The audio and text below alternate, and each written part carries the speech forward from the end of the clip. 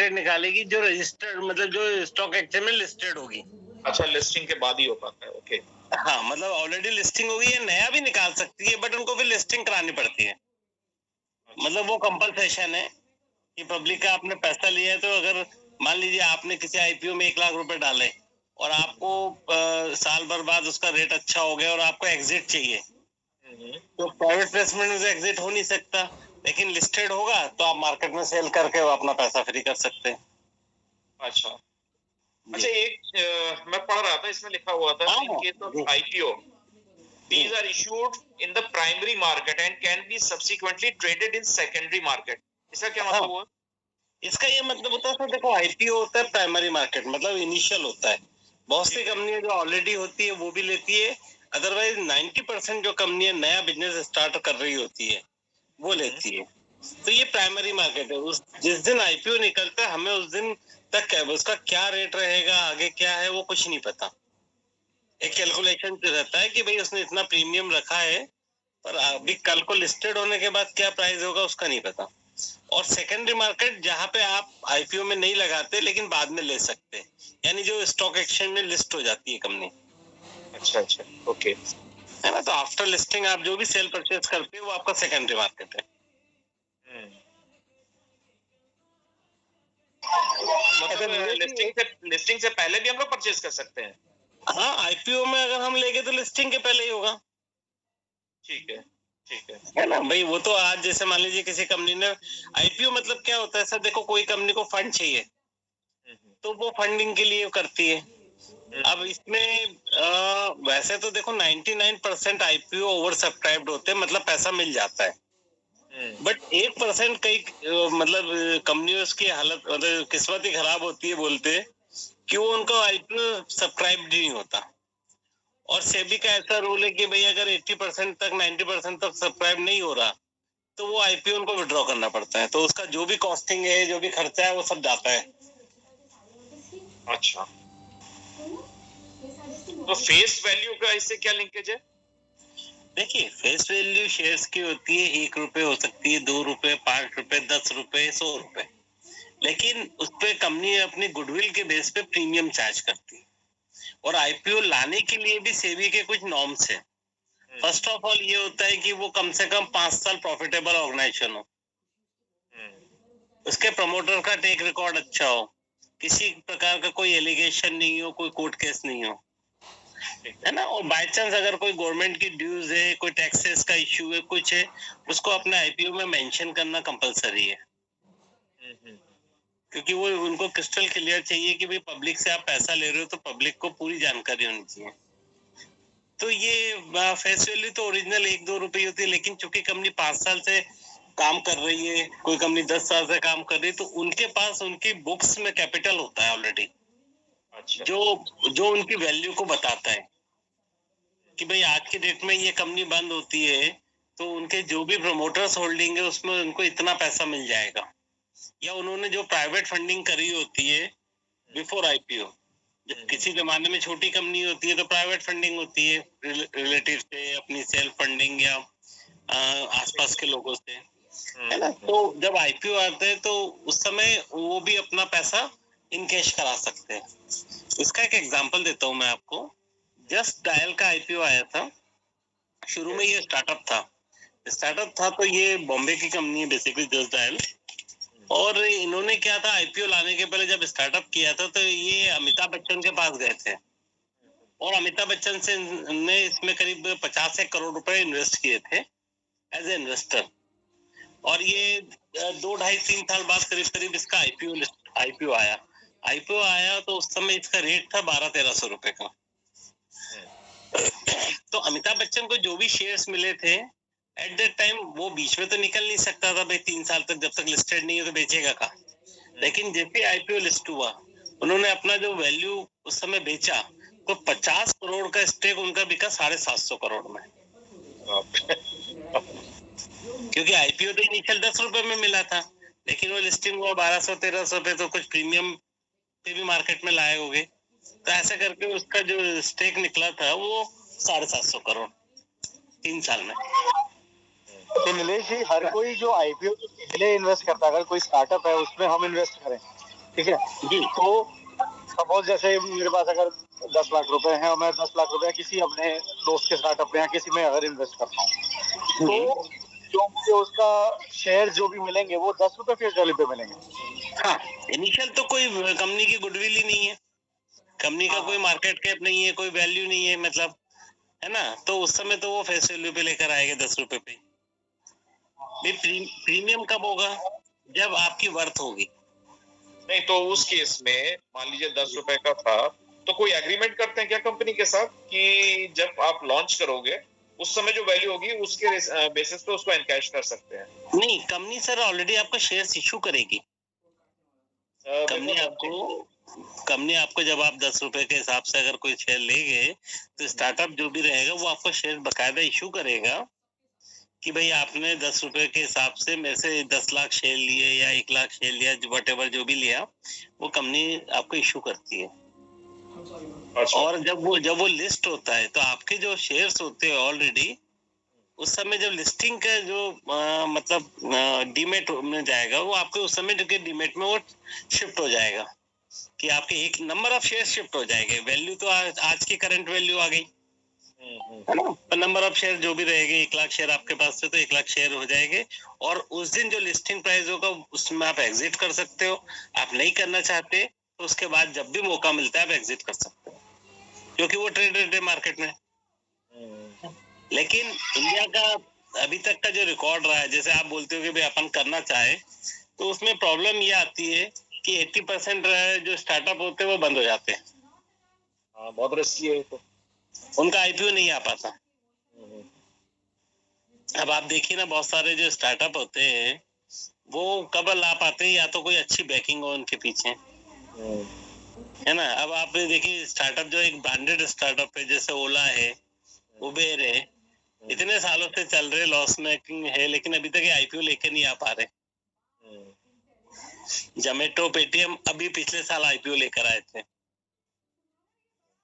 और आप उसमें देखेंगे शार्क टैंक में तो इतने सारे आते हैं इंडस्ट्रियलिस्ट, लेकिन वो आईपीओ लेके नहीं आ पाते, बहुत सारे बंद होते हैं।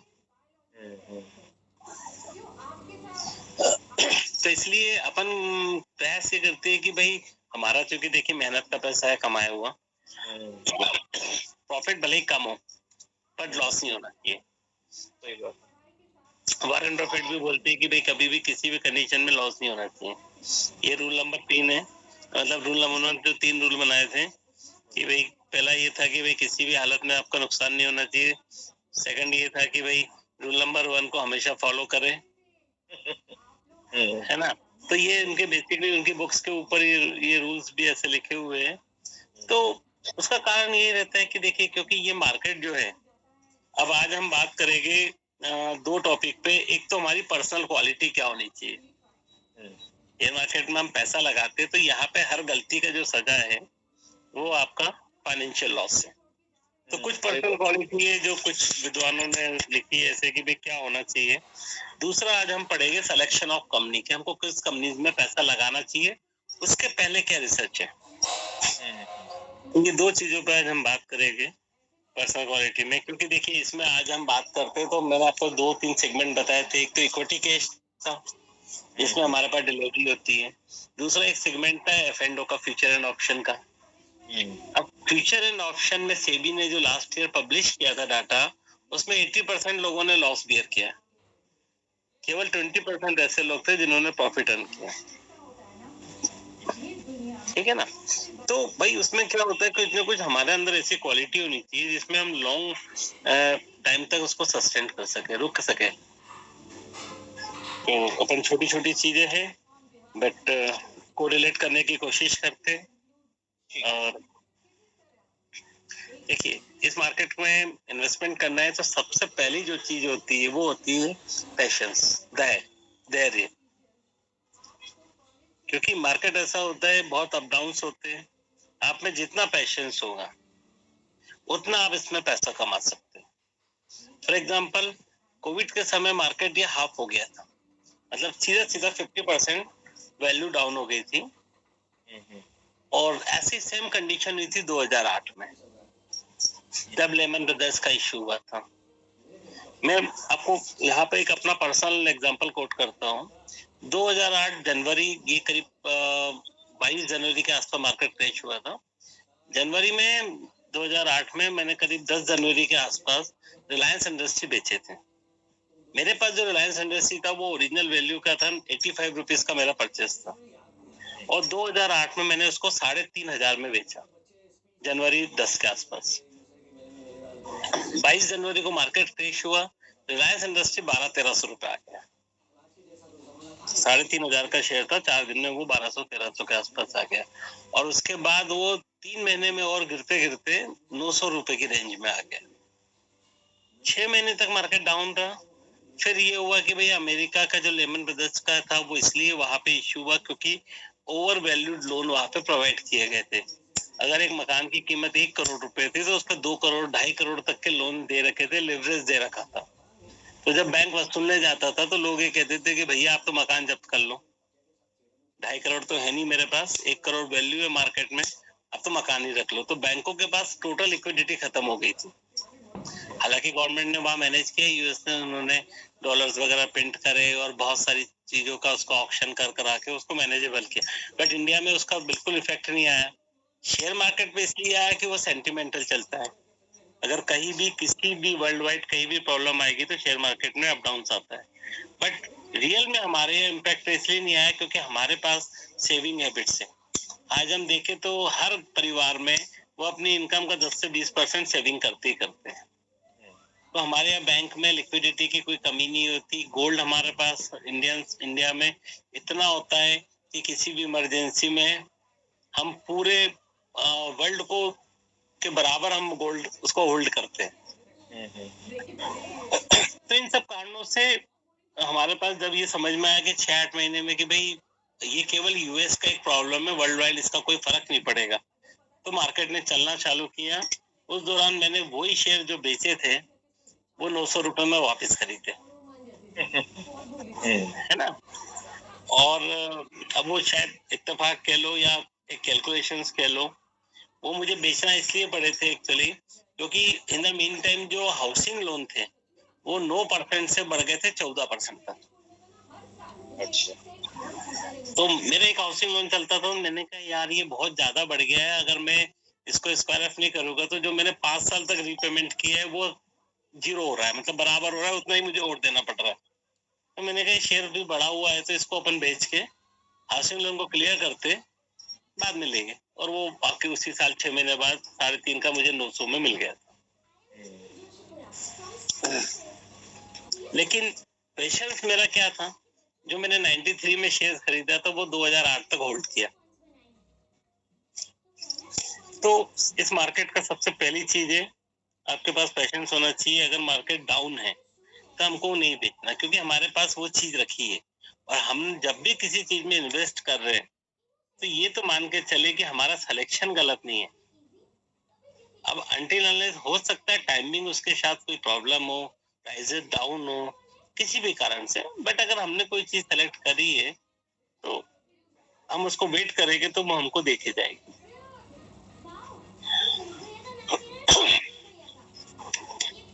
तो सर पहली चीज है पैशन। दूसरी चीज है सर हमारा आत्मविश्वास। हमको सेल्फ कॉन्फिडेंस होना चाहिए कि भाई हम जो भी चीज खरीद रहे हैं हमने कहीं ना कहीं इसको पढ़ा है, क्योंकि हम इसको ऐसे नहीं खरीदते कि भाई रात को हम सोए और हमने कहा यार आज तो आर नाम का कोई शेयर खरीदना है ना, जिसमें 5 अल्फाबेट हो। ऐसे तो नहीं खरीदते हम। आज 1 रुपए भी इन्वेस्ट कर रहे तो कहीं ना कहीं उसके पीछे कुछ ना कुछ सोच होती है, कोई इन्फॉर्मेशन होती है, किसी भी प्रकार की जानकारी होती है, तब खरीद रहे हैं। तो हमको अपने ऊपर सेल्फ कॉन्फिडेंस होना चाहिए कि भाई जो हम खरीद रहे हैं वो ठीक है, अच्छा है, हमने जो सोच के खरीदा है कि भाई आज से 2 साल बाद 3 साल बाद देगा, वो देगा सर। एक चीज बताइए, जैसे कोई भी अच्छा शेयर अगर लेते हैं उसका कोई सैचुरेशन पॉइंट होता है? होता है सर। सैचुरेशन शेयर्स का नहीं होता, वो एक पर्टिकुलर इंडस्ट्री का हो सकता है ना। देखिए शेयर्स में क्या होता है, जैसे मैं आपको एक एग्जांपल देता हूँ यहाँ पे। मतलब जब मैं पढ़ता था उस समय 2 ही स्कूटर थे मार्केट में, एक लेम्ब्रेटा था, आप लोग भी जानते होंगे, और दूसरा एक बजाज का था, वेस्पा, है ना। तो मतलब मैंने उसी से सीखा एक्चुअली। मेरे फादर के पास लेम्ब्रेटा होता था उस जमाने में, फिर बाद में उन्होंने बजाज लिया। तो जब ये स्कूटर आए थे तो उस समय बजाज की नई एंट्री थी मार्केट में, और लेम्ब्रेटा ब्रांड था, वो राज करता था मार्केट। लेकिन धीरे धीरे क्या हुआ साहब, जब ओवर द पीरियड एक टाइम निकला और स्कूटरों की सेल कम हुई, क्योंकि क्या हुआ, बजाज ने और होंडा ने मोटरसाइकिल लॉन्च करी, तो जितने भी यंग जनरेशन थे उनको लगा कि यार ये थोड़ा सा कूल लगता है मोटरसाइकिल बाइक पे मूव करना।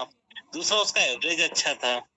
तीसरा वो मतलब इजी टू, हाँ जी, बैलेंसिंग अच्छी थी उसकी, बैलेंसिंग अच्छी थी, इजी टू मूव थी। वेस्पा और लेम्ब्रेटा तो ऐसा था, कहीं जाना है तो उसको झुकाओ पहले 90 डिग्री, फिर पेट्रोल आएगा, फिर उसको स्टार्ट करो, है ना। तो वो एक उसके मुकाबले बाइक आई।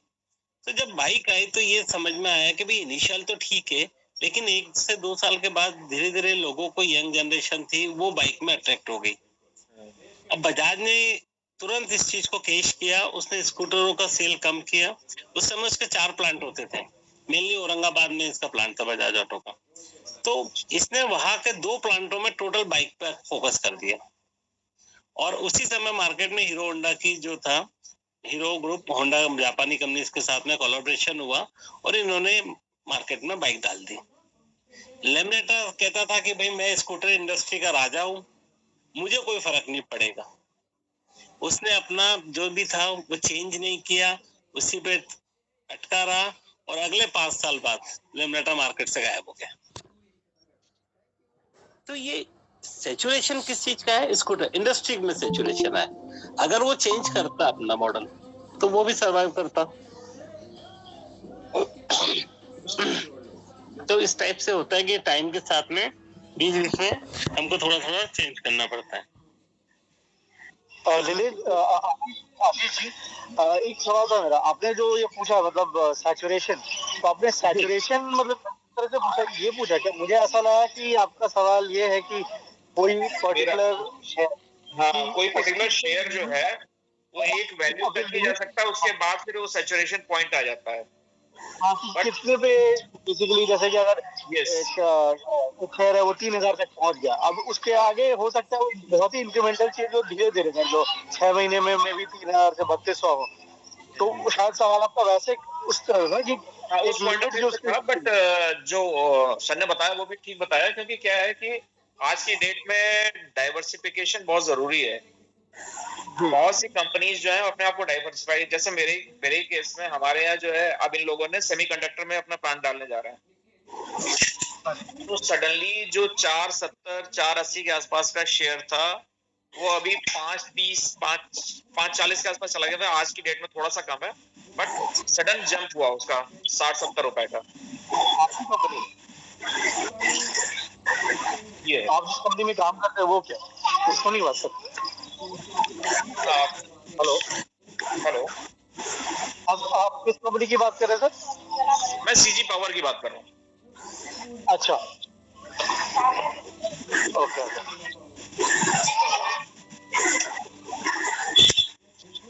है ना। तो सर देखो, शेयर का सैचुरेशन कोई नहीं है। आज हम बात करें तो उस दिन हमने अपनी पहली क्लास में बात करी थी, एमआरएफ का शेयर है वो 135 के आसपास है। मतलब ऐसा कोई लिमिट नहीं है शेयर्स के प्राइसिंग में। हम ये नहीं बोल सकते कि इसका अपर लिमिट हो गया, अब इसके ऊपर नहीं जाएगा। कोई ना अपर लिमिट होता है ना लोअर लिमिट होता है। 300 रुपए का शेयर 10-20 पैसे भी हो सकता है, और 1,35,000 इंडिया में सबसे महंगा शेयर है एमआरएफ का, वो भी हो सकता है। तो दोनों चीजें पॉसिबल है, क्योंकि भाई देखिए, जो कंपनी जितना डाइवर्सिफाइड करती जाएगी या कुछ ना कुछ नया, इसमें देखिए मेन चीज क्या होती है आज की डेट में, कंपनी वही सरवाइव करती है जिसका रिसर्च के ऊपर फोकस होता है। हर इंडस्ट्री में रिसर्च होती है।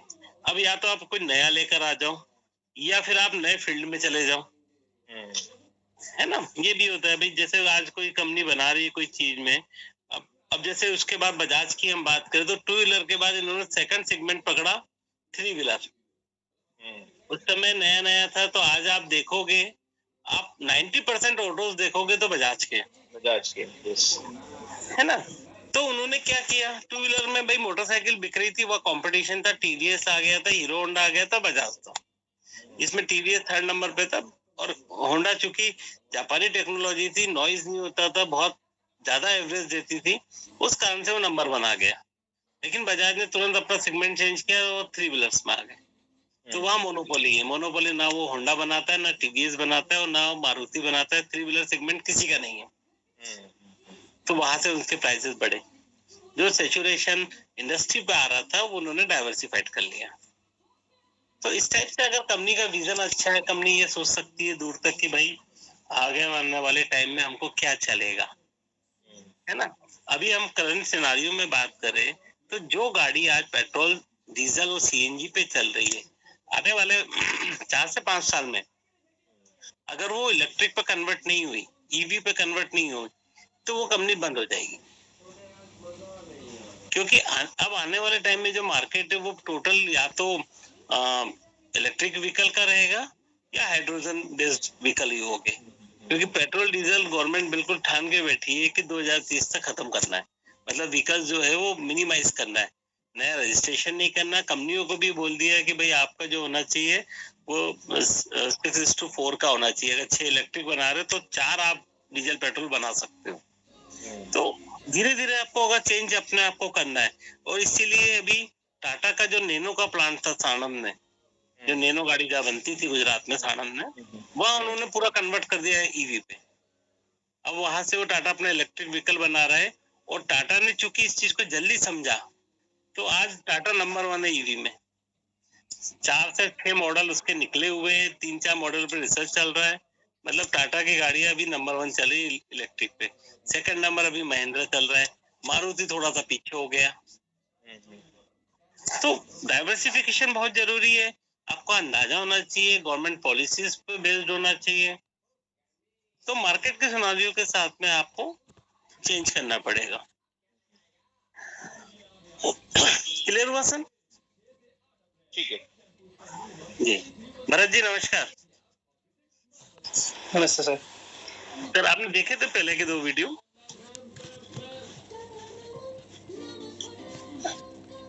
हेलो। नहीं सर, मैं उनको ऑब्जर्व नहीं कर पाया। मैं आज चलो कोई एक बार आप देख लेना। एक्चुअली आज हमारा 3rd पोर्ट में आज हम जो बात कर रहे हैं वो हम ये देख रहे हैं कि एक हमारे अंदर क्या क्वालिटी होनी चाहिए एज ए ब्रोकर या एज ए ट्रेडर या एज ए इन्वेस्टर बनने के लिए, और दूसरा किस कंपनी में क्या पैरामीटर होते हैं जहाँ से हम इन्वेस्टमेंट देखते हैं।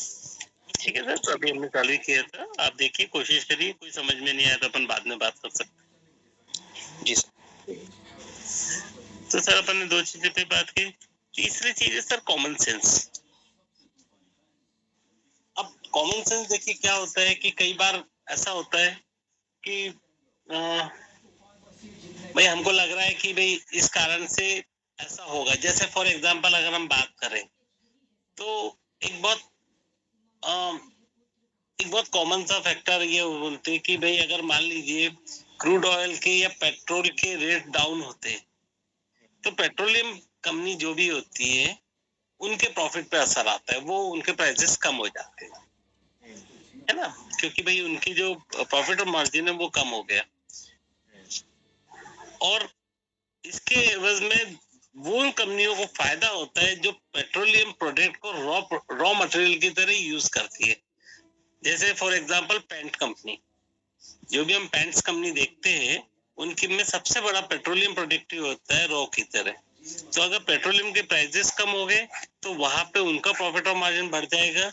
लेकिन पेट्रोल के जो कंपनी है, भारत पेट्रोलियम से लेके आईओसी और जो भी, उनका सबके जो है वो प्रॉफिट और मार्जिन कम हो जाता है।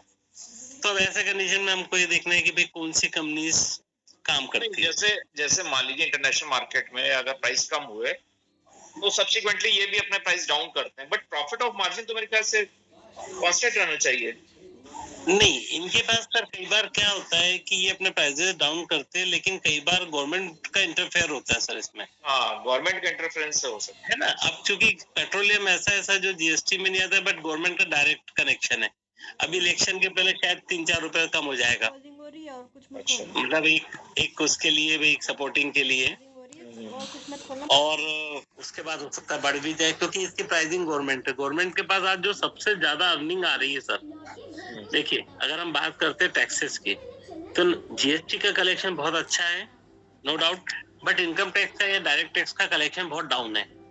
और गवर्नमेंट जिस हिसाब से पैसे को स्पेंड कर रही है, चाहे वो वैक्सीनेशन में हो, चाहे वो फ्री अनाज बांटने में हो, चाहे वो फ्री एजुकेशन में हो, चाहे फ्री होम में हो, मतलब वो जिस हिसाब से पैसों पे या इंफ्रास्ट्रक्चर पे हो, है ना, या मेट्रो पे हो या डेवलपमेंट में हो, तो उसके लिए जो पैसा है सर, उसका सबसे बड़ा रिसोर्सेस है पेट्रोल।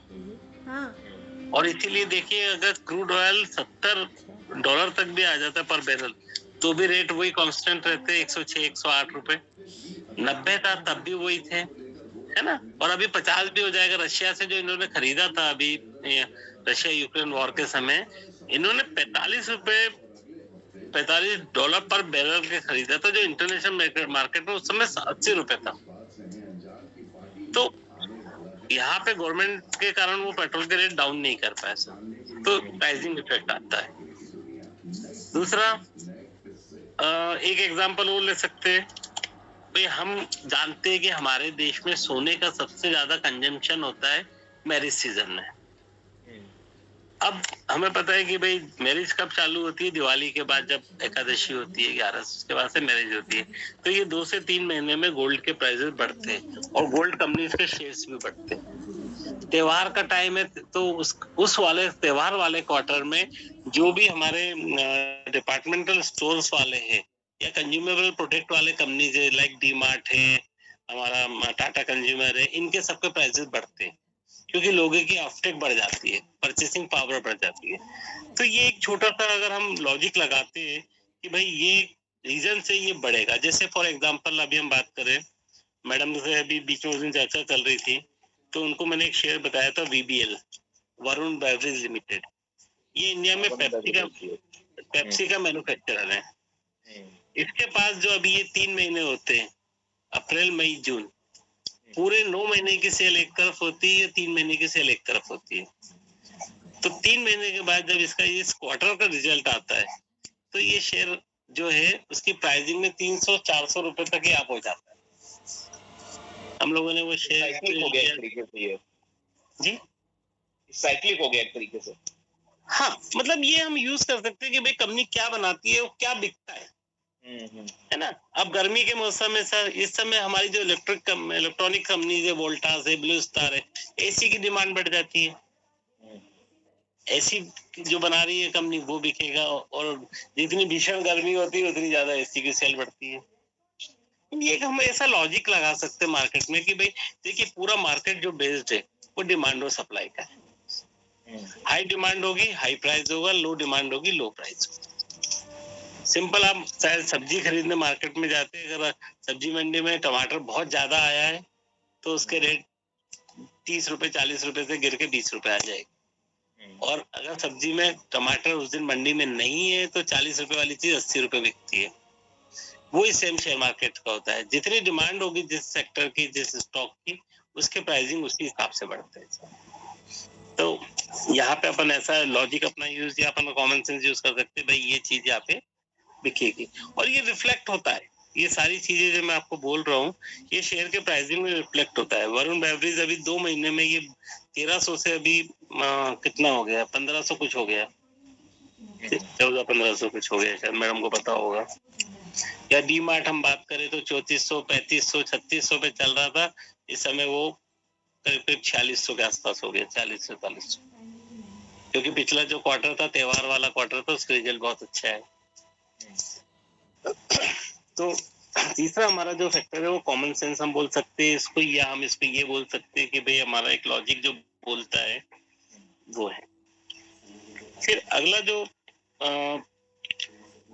हमारे अंदर क्वालिटी होना चाहिए वो ओपन माइंडेड होना चाहिए। अगर हमारे पास कोई न्यूज आ रही है, कोई इंफॉर्मेशन आ रही है, तो हम अपने लेवल पे उसको क्रॉस चेक करें। हम ऐसा ना सोचे कि भाई ये तो फेक हो सकता है, गलत हो सकता है, गलत भी हो सकता है, बट हमें उसको एक बार अपने लेवल पर क्रॉस चेक कर ले, या डिस्कस कर ले, या अपने ग्रुप में डाल के अपन उस पर कमेंट कर ले कि भाई कमेंट कर ले कि भाई क्या हो सकता है इसका। लेकिन हमको ओपन माइंडेड होना चाहिए कि हम उस पर काम कर सके।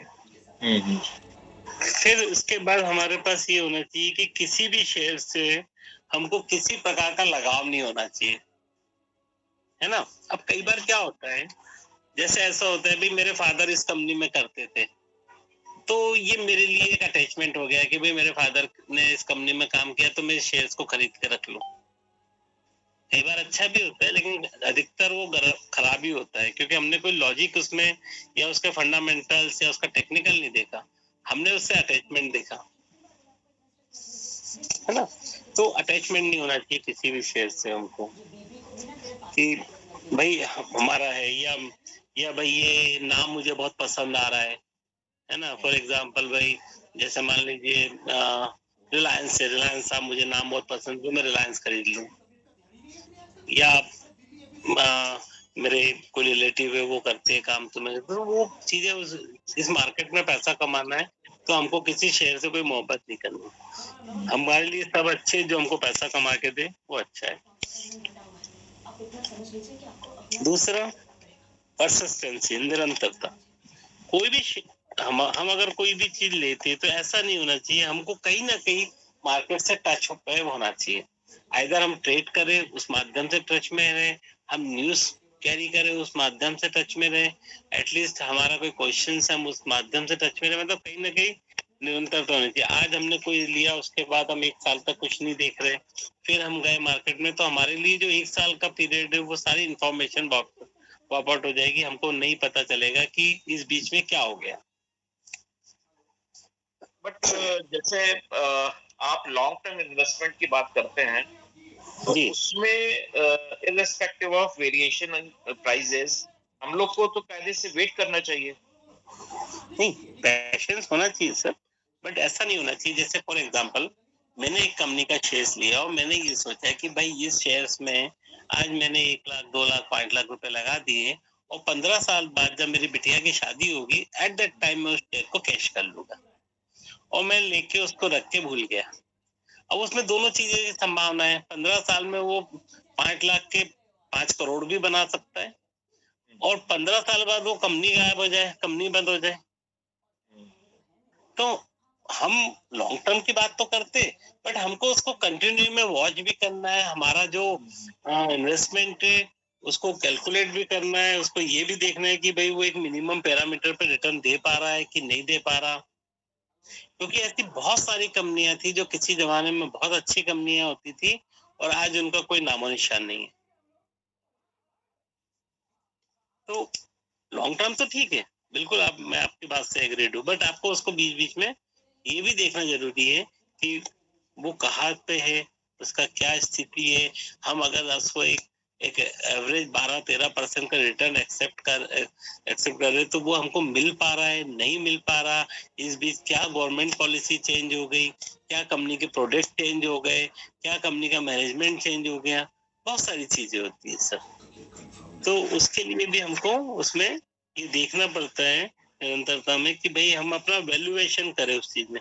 देखिए बैंक एफडी और शेयर मार्केट में सबसे बड़ा फर्क है, हमने 15 साल की बैंक एफडी करी, अब हम उसको भूल गए, मतलब हम उसको वॉच करके भी क्या करेंगे, क्योंकि हमारे हिसाब से तो बैंक लोन देगा नहीं ना। हम बैंक को बोले कि भाई ये हमारा जो पैसा है वो मालिया जी को नहीं जाना चाहिए, है ना, या नीरव मोदी को नहीं जाना चाहिए, तो वैसा तो नहीं हो सकता। वो तो भाई हमको नहीं पता, उन्होंने हमसे लोन लिया और आगे लोन दे दिया।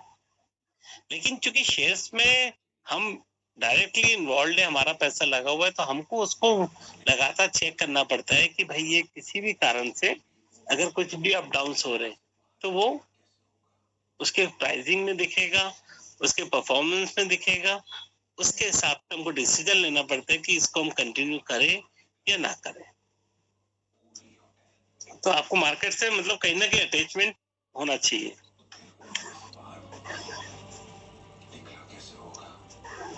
इसके बाद हमारे अंदर एक क्वालिटी होनी चाहिए, फ्लेक्सिबिलिटी। हम जितने फ्लेक्सिबल हो गए उतना हमारे लिए अच्छा है। अब फ्लेक्सिबल कैसे समझेंगे, कोई बताएगा?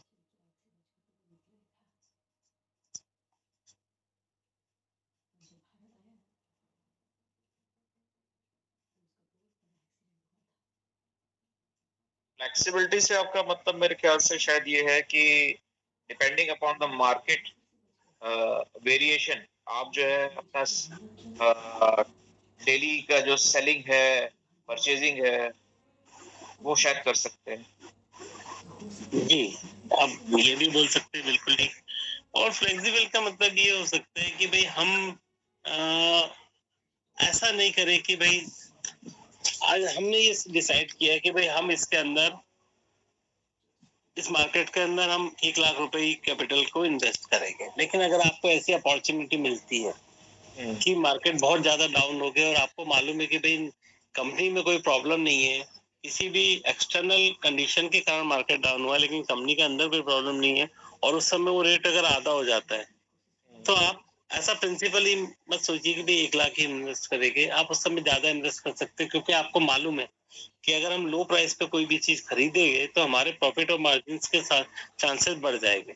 तो वहां हम इतना रिजिड होके नहीं बैठ सकते कि नहीं हमने तो सोचा इससे ज्यादा नहीं करेंगे। हम ऐसे मौके पे अपनी एफडी तोड़ के भी पैसा डाल सकते हैं, क्योंकि वहां हमको फास्ट रिटर्न मिलेगा। दूसरा, फ्लेक्सिबिलिटी हम ऐसे भी बोल सकते हैं कि कोई शेयर्स में अगर हमको एक बार मान लीजिए किसी कारण से हमने कोई शेयर बेच दिया, जैसे मान लीजिए एक शेयर में हम लोग ट्रेड करते हैं, दीप्ति जी को भी पता है, बीएससी करके एक शेयर है, वो 1200 रुपए पे खरीदा हमने, 1700-1800 में बेच दिया, फिर से दोबारा 1700 पे खरीदा, 2200-2300 में बेच दिया, अभी वो बढ़ के हो गया है 2800-2900 के रेंज में आ गया। मैंने इसको फिर से अभी 2700 में खरीदा, फिर अभी 2900 में बेचा। अब हो सकता है कि उसका जो नेक्स्ट टारगेट है वो 3000 क्रॉस करेगा, तो वो 3500 तक भी जा सकता है, तो हम फिर से खरीदेंगे उसको। नहीं, मेरा उसमें इनफैक्ट मैंने दीप्ति से भी यही बोला था कि जैसे मान लिया आपने 1700 में खरीदा, ठीक है, आप डेली बेसिस पे अगर ट्रेडिंग करोगे, आपके मान लीजिए 200 रुपए 300 रुपए बन रहे हैं, ठीक है, नेक्स्ट डे वो इंस्टेड ऑफ 1700 वो 1900 पे खुला जी। अब आपने 1900 पे खरीदा, तो इनफैक्ट इंस्टेड ऑफ प्रॉफिट आपने 200 रुपए उसमें और लगा दिए अपने पास से, तो एक्चुअल में तो प्रॉफिट नहीं आया ना। आपने यहाँ पे 1700 में खरीदा और अगर आप 2700 में बेचते तो वो सीधा आपको 1000 रुपीज का बेनिफिट होता। 200 रुपए जो आपने वो डिफरेंशियल लगा करके पॉकेट से फिर आपने खरीदा, तो वो ट्रेडिंग में मुझे थोड़ा सा कंफ्यूजन हुआ कि भाई ऐसा क्यों किया। उसका भी एक रीजन था, उसका बेसिक रीजन था, बीएससी का जो शेयर था ये बॉम्बे स्टॉक एक्सचेंज का शेयर था।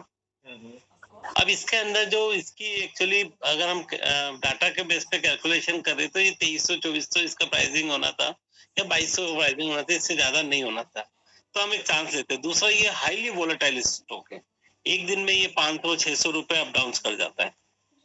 मतलब 1700 लोअर सर्किट लगाया, उसके बाद ये बढ़ गया 2200-2300 तक चला गया, तो 400-500 रुपए भी ये अप डाउन करता है सर। तो ऐसे केस में हम केवल इसलिए कि भाई ये शॉर्ट टर्म पे चलते कि इसका प्रॉफिट बुक करना बहुत जरूरी है। अभी इसके पीछे क्या कारण हुआ, 2900 ये इसलिए पहुंच गया कि गवर्नमेंट ने अभी एक जो 1 फरवरी को बजट दिया था, उसमें टैक्सेस कम किए। जो एसटीटी टैक्सेस लगता था शेयर मार्केट पे 0.05%, वो 0.1% किया। अब उसका रीजन क्या हो गया, इसके बाद से वॉल्यूम बढ़ा और बीएससी को इसका बेनिफिट मिलने लगा, तो इसके कारण ये अभी ये प्राइसिंग इसकी चेंज हो गई। दूसरा सर, शेयर मार्केट के अंदर हर क्वार्टर जो रिजल्ट आते हैं वो शेयर्स के प्राइसिंग को डिसाइड करते हैं। अगर कोई क्वार्टर खराब है तो वो एक ही क्वार्टर में उसका इफेक्ट दिखा देगा, और अगर अच्छा क्वार्टर जाता है तो वो दिखाएगा। मतलब जैसे अपन बात करें कि भाई बॉलीवुड में या इंडियन फिल्म इंडस्ट्री में बात करते हैं, एवरी फ्राइडे जो होता है वो जो एक्टर्स होते हैं उनका फीचर को डिसाइड करता है। फ्राइडे को पिक्चर रिलीज हुई, अगर 2-3 दिन में अच्छा कलेक्शन है तो उनको वो प्राइसिंग बढ़ जाएगी उनकी, और वो पिक्चर किसी कारण से फ्लॉप हो गई तो उनको जो मिल रही थी फीस उसमें भी कट ऑफ हो जाएगा, ये पिक्चरें मिलना कम हो जाएगी। वैसे ही यहाँ पे इस मार्केट में एवरी क्वार्टर डिपेंड करता है कि प्राइसिंग कहाँ पे जाएगी। जैसे मैंने आपको बोला अभी वीबीएल का जो प्राइस ये शेयर है, ये क्वार्टर बहुत अच्छा है, इसमें डेफिनेटली ये प्राइसिंग इसके 300-400 रुपए अप हो जाएगी। हो सकता है कि आफ्टर दैट ये अच्छा डिविडेंड डिक्लेयर कर दे या बोनस भी डिक्लेयर कर दे, लेकिन इसके बाद ये अगले 6 महीने तक सुस्त रहेगा। इसमें 50 रुपए 100 रुपए इससे ज्यादा मूवमेंट नहीं दिखने को मिलेगा। है ना। तो एट द टाइम अगर बीच बीच में अगर हमको इसमें काम करना है तो हमने आज लिया है 100 रुपए बड़ा सेल आउट कर दिया, क्योंकि हमको फिर वो अगले साल तक वेट नहीं करना। हमको बीच बीच में जो भी छोटा छोटा प्रॉफिट मिलता है वो हम उसको बुक करते चले गए। इसमें सर देखिए हम लोग जो मतलब मैं पर्टिकुलर पर्सनली जो पोर्टफोलियो बनाता हूँ, मैं दो तरह से पोर्टफोलियो बनाता हूँ सर। एक मैं वो पोर्टफोलियो बनाता हूँ जिसमें मैं मानता हूँ कि ये जो शेयर्स हैं मुझे लाइफ टाइम नहीं बेचने, ये मैं नेक्स्ट जनरेशन को दे दूं। ऐसे बहुत सारे शेयर्स हैं जिनको हम बिल्कुल आंख बंद करके रख सकते हैं। जैसे मैं आपको दो चार एग्जांपल देता हूँ इसमें सर। एक तो हम बात कर सकते हैं सर रिलायंस की। रिलायंस एक ऐसा शेयर है सर जिसकी 100 से ज्यादा सब्सिडरी है मार्केट के अंदर, और वो आज की डेट में मोर देन 150 बिजनेसेस में काम कर रहा है। तो ये एक ऐसा शेयर है जिसको हम मान के चलते हैं कि भाई आज कम है लेकिन ये बढ़ेगा। दूसरा सर हम बात करें तो पिडिलाइट इंडस्ट्री जो फेविकोल बनाता है, मार्केट के अंदर सर 70% शेयर है इस कंपनी का आज की डेट में। मतलब आप देखोगे तो इसने नए नए इतने सारे इन्वेंशन करे हुए हैं कि कुछ भी होता है ये अपना मार्केट शेयर वहां पे लेके आता है। तो पिडिलाइट एक ऐसा शेयर है जिसको आप अपने नेक्स्ट जनरेशन को दे सकते हैं सर। तीसरा है sir Asian paint. Asian paint एक ऐसा शेयर है सर जो 75% मार्केट शेयर को कैरी करता है सर, है ना। जब तक मतलब मानव है अस्तित्व तब तक उसका पेंटिंग और वो सारी चीजें चलती रहेगी। इसके अलावा एलएनटी, ऐसे सर बहुत सारे ऐसे शेयर हैं जिसमें हम ये मानते हैं कि हम इस पे लॉन्ग टर्म बेट लगा दे, पैसा रख दे, कोई दिक्कत नहीं। अब रिलायंस मैंने 85 में खरीदा था सर, 3,500 में बेचा, वो भी एक रीजन से जो मैंने आपको बताया, और वापस मैंने उतना ही स्टॉक फिर खरीदा 900 रुपए में, क्योंकि रिलायंस मुझे रखना लॉन्ग टर्म। बट एक बार प्रॉफिट था, रीजन था, मैंने उसको सोल्ड किया। बट मैंने 92 से लेकर 2008 तक उसको कैरी किया, उसको कभी बेचने का मेरे दिमाग में आया नहीं, जबकि मैं रोज ट्रेड करता हूँ, रोज खरीदता हूँ, रोज बेचता हूँ, लेकिन मैंने वो शेयर नहीं बेचे। एशियन पेंट मेरे पास है, पिडिलाइट है मेरे पास आपका एलएनटी है, मतलब ये सारे वो शेयर्स हैं जो मैं कभी भी इसमें प्रॉफिट बुक नहीं करता सर, इसको मैं रखता हूँ। हम प्रॉफिट किस में बुक करते हैं? जो हमारे पास सेकंड पार्ट में आते हैं, जो हाई वोलेटाइल होते हैं, है ना। क्योंकि देखिए क्या होता है, अगर हमने कोई शेयर आज खरीदा और 15 साल के लिए उसको लॉक करके भूल गए तो हमारा शेयर मार्केट और बैंक एफडी दोनों एक जैसे हो जाएंगे। हमको शेयर मार्केट से अगर पैसा अर्न करना है, 15 से 20% का ईयर बाय ईयर रिटर्न चाहिए, तो उसमें हमको दोनों तरह से काम करना पड़ता है सर। कुछ शेयर्स में हमको प्रॉफिट भी बुक करना पड़ेगा, कुछ शेयर्स को हमको लॉन्ग टर्म रखना भी पड़ेगा सर। तो दो पोर्टफोलियो पे हम बेसिक काम करते हैं सर। एक पोर्टफोलियो वो रखते हैं जो हम कहते हैं कि भाई ये जो शेयर्स हम खरीद रहे हैं ये हाईली डिविडेंड यील्ड पेमेंट पे करने वाली कंपनियां होती है, ये बोनस देने वाली कंपनियां होती है, ये राइट्स देने वाली कंपनियां होती है, ये वो कंपनियां होती है जो 5 से 6 साल में आपके शेयर्स को फ्री कर देती है। वो इतना डिविडेंड, इतना बोनस, इतना राइट दे देती है कि आपका पैसा फ्री हो जाता है। तो ये लॉन्ग टर्म वाला काम है सर। बाकी अगर आपको मार्केट में भी देखिए बीच में अर्न करना भी है, क्योंकि क्या होता है कुछ शेयर्स ऐसे भी होते हैं जो आज बहुत बड़े हुए हैं लेकिन आने वाले टाइम में वो बीच में डाउन होते हैं, तो हमको करना पड़ता है। इसका कारण एक होता है सर, अभी हमने मार्केट का पिछले 6 महीने से, जैसे आपने वैभव जी आपको भी शायद 6-8 महीने हुआ ना? तकरीबन 1 साल हो गया है सर। वो एक साल अदानी का स्टार्ट किया था मैंने हिंडनबर्ग के आसपास। अब वैभव जी ने 1 साल में या दीप्ति जी ने 6-8 महीने में या आशीष जी ने, आप लोगों ने अभी जो देखा ना वो सर आपने केवल ग्रीन वाला पार्ट देखा है। मतलब इस 1 साल पहले सेंसेक्स और आज का सेंसेक्स हमें अप ही हुआ है, डाउन नहीं हुआ। आपने वो पार्टी नहीं देखा जो 2008 का था, जो 92 का था, 94 का था, 2000 का था, है ना, या 2019 का कोविड वाला, तो वो पार्ट देखा ही नहीं जिसमें सब पूरा पोर्टफोलियो 30% रह जाता है, 40% रह जाता है। अगर हम बुक नहीं करेंगे तो जो शेयर हमने लिया है फिर हमको रिग्रेट होता है कि अरे ये शेयर 1500 का लिया था 2500 हो गया, हम तो बेच ही नहीं पाए। बहुत सारे लोग ऐसा बोलते हैं, अरे 1500 का था यार, बेच देते तो अच्छा था, किस्मत खराब थी, क्योंकि अब वो 1000 रुपए हो गए। तो बीच में सर प्रॉफिट बुक करना भी जरूरी है अगर हमको एक लॉन्ग टर्म के लिए सरवाइव करना है तो इसका मतलब है जो आपके ब्लू चिप टाइप जो कंपनीज हैं तो उनको हम लॉन्ग टर्म के लिए कर सकते हैं, और जो आपकी मीडियोकर इंडस्ट्रीज है जहाँ की आपका मूवमेंट बहुत ही वोलेटाइल है, वहां पे हम डेली ट्रेडिंग के लिए यूज कर सकते हैं। जी हाँ, इसमें सर अपन देखो एक चीज और आप मार्क करो, ये जितनी भी बड़ी कंपनियां मैंने बताई ये मार्केट के लीडर है सर। ब्लू चिप कंपनी तो अपने पास 100, 125, 150 कंपनी है, बट हम मार्केट के टॉप लीडर्स को देखते हैं सर। आज जो मार्केट में जिसका हाईएस्ट शेयर्स होता है, जिसका मोनोपोली बिजनेस होता है, उस पर अपन फोकस करते हैं, पहली चीज। दूसरी चीज सर, आज हम देखते हैं, मान लीजिए रिलायंस की हम बात करें तो आज 2900 3000 के अराउंड है।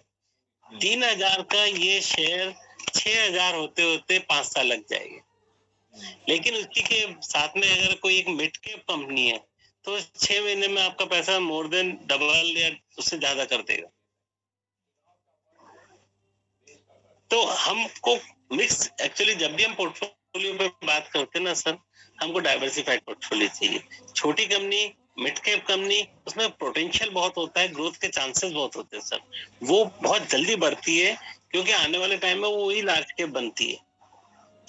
ये रिलायंस और ये जो कंपनी थी ये एक दिन में लार्ज कैप नहीं बनी, सभी जब आई थी तो ये बहुत छोटे उसमें आई थी। ये जस्ट आपका टेक्सटाइल इंडस्ट्री से इसने शुरुआत की थी, बाद में ये पेट्रोलियम और अब तो ये दुनिया भर की चीजों में आ गए।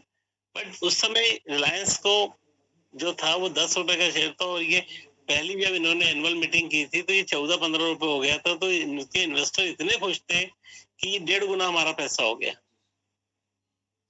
क्योंकि इनका जो आईपीओ था ये भी बहुत मुश्किल से सब्सक्राइब हुआ था उस जमाने में, 10 रुपए एट पार पे भी। तो रिलायंस को रिलायंस बनने में सर बहुत टाइम लगा। आज की डेट में जब वो 3000 रुपए की वर्थ रखता है, बट जब आया था और इसके साथ में बहुत सारे बड़ी बड़ी कंपनियां आई थी, लेकिन वो आज नहीं चल पाई, है ना। जिसमें से एक बड़ा रिनाउंड है एसआर ग्रुप, वो खत्म हो गया। जेपी ग्रुप, वो खत्म हो गया। तो ये सारे वो दोबारा से रिवाइव कर रहा है। रिवाइव हो रहा है सर, एक्चुअली बैंक का लोन है ना, अब वो तो देखिए बैंक रप्ट हो गया, जेपी ने तो हाथ खड़े कर दिए, पैसे नहीं देगा। अब जिनका बैंक लोन है वो बैंकों ने वो पूरी उसकी प्रॉपर्टी सीज कर रखी है। वो अपना लोन करने के लिए उन्होंने अभी एक फाइल की है एप्लीकेशन कि भाई इसको रिस्ट्रक्चर किया जाए। उसमें बोली चल रही है सर 3-4 कंपनियों का उसमें चल रहा है उसको टेक ओवर करने का, बट प्रमोटर नहीं है अब उसमें। अब जो ये पूरी जो प्रोसेस हो रही है ये फाइनेंस मिनिस्टर ही, सेबी और इनके थ्रू हो रही है। आज जेपी ग्रुप के जो प्रमोटर्स थे उनका कोई स्टेक नहीं है सर, वो खत्म हो गया। ऐसे अनिल अंबानी की जो कंपनी रिलायंस पावर पे काम चल रहा है, अनिल अंबानी का स्टेक खत्म हो गया सर उसमें से, बैंकों का ही है।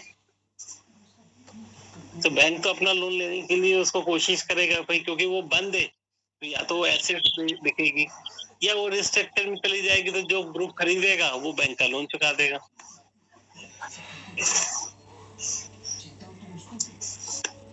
तो सर क्लियर हुआ यहाँ तक? कोई एनी क्वेश्चन, कोई डाउट हो तो आप बिल्कुल पूछ सकते हैं।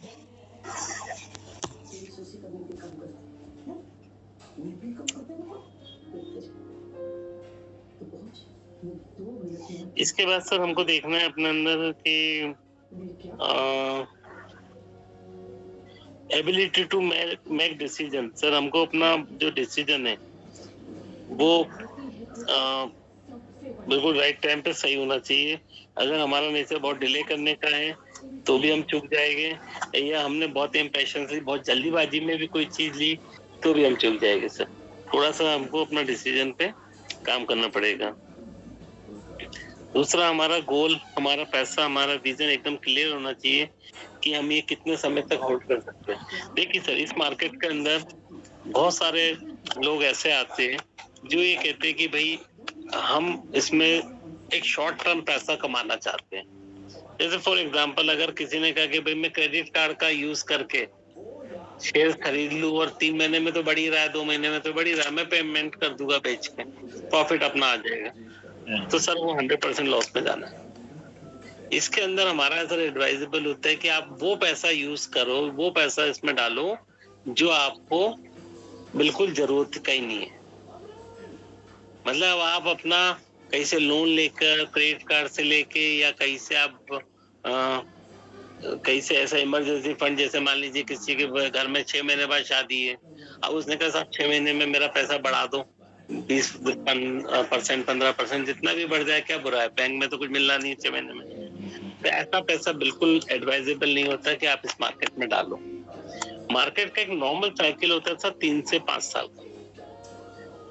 ये आज की डेट में मार्केट चूंकि कंटिन्यूटी में बढ़ता जा रहा है, ग्रोथ स्टोरी अच्छी है, सब अच्छा है, इंडिया का बेसिकली कंजम्पशन स्टोरी अच्छी है, बट एक साइकिल होता है सर 3 से 5 साल का। 3 साल में मार्केट एक बार अप भी आता है, एक बार डाउन भी होता है, मतलब ये 360 एंगल्स पे पूरा मार्केट टर्न हो जाता है। हो सकता है अभी 5 साल में आई है, 2000 में आ चुका है एक बार डाउन पे। तो कुल मिला के अगर आपका ऐसा कोई पैसा है जो एक शॉर्ट टर्म एक पर्टिकुलर गोल के लिए, तो वो पैसा अटक सकता है या लॉस हो सकता है, तो इसके अंदर आपको वो पैसा डालना है। और सबसे अच्छा एडवाइजेबल ये होता है कि जो एफडी का पैसा है सर वो डालो। आप एफडी करते हो तो नॉर्मली सब 5 साल के लिए करते हो, आप 5 साल के लिए शेयर मार्केट में पैसा डाल दो, मैं आपको स्टाम्प पे लिख के देता हूँ आपका बैंक एफडी से ज्यादा रिटर्न आएगा, गारंटी है, और नहीं आएगा तो मैं पे करूंगा। 5 साल आप रुक जाओ, बैंक एफडी बैंक में अगर 6% का टैक्सेबल पैसा मिल रहा है, तो या कम से कम 12 से 14%, 15% का विदाउट एनी टैक्स आपको पूरा प्रॉफिट मिलेगा। तो ये है सर, 5 साल का एफडी का पैसा आप बिल्कुल इसमें डाल सकते हो, वो एडवाइजेबल है। बट आप शॉर्ट टर्म पैसा इसमें बिल्कुल नहीं डालना है हमको कि भाई 6 महीने बाद हमको प्रॉपर्टी खरीदनी है और वो पैसा जो बैंक में सरप्लस पड़ा है हम उठा के डाल दें, वो नहीं करना। शादी का पैसा, बच्चों के हायर एजुकेशन का पैसा, ये कोई भी पैसा इसमें डालने लायक नहीं होता सर। भले ही आप कम से इन्वेस्ट करें, छोटा इन्वेस्टमेंट करें, कोई दिक्कत नहीं है, बट आप वो पैसे को करें जो सरप्लस है। क्योंकि मार्केट में होल्डिंग कभी कभी आपका जो एक शॉर्ट टर्म इन्वेस्टमेंट है वो लॉन्ग टर्म में भी कन्वर्ट हो जाता है, और कभी कभी आपका जो लॉन्ग टर्म इन्वेस्टमेंट है वो शॉर्ट टर्म भी बन जाता है। हमने ये सोच के लिया था कि भाई ये शेयर्स 3 साल में 5 साल में डबल हो जाएगा, पता चला वो 6 महीने में डबल हो गया। तो लॉन्ग टर्म विजन हमारा शॉर्ट टर्म में हो गया, हमने प्रॉफिट बुक कर लिया, और वैसे वर्से इसका रिवर्स भी हो सकता है।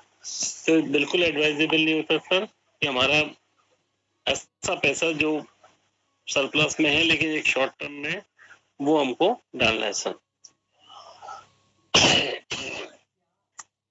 दूसरा सर एक और बड़ी चीज होती है इसमें कि हमको एडमिट टू मिस्टेक, हमको हमारी जो गलतियां है उसको स्वीकार करना चाहिए, क्योंकि हम हर गलती से सीखते हैं सर।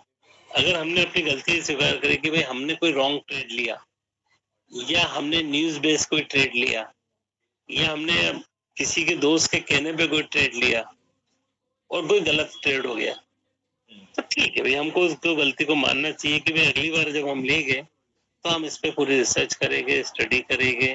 और आजकल के दौर में तो इसमें इतना इजी हो गया सर, आपको जो भी इंफॉर्मेशन चाहिए कंपनी की बैलेंस शीट से लेके ईच एंड एवरीथिंग, वो सारा गूगल पे अवेलेबल है।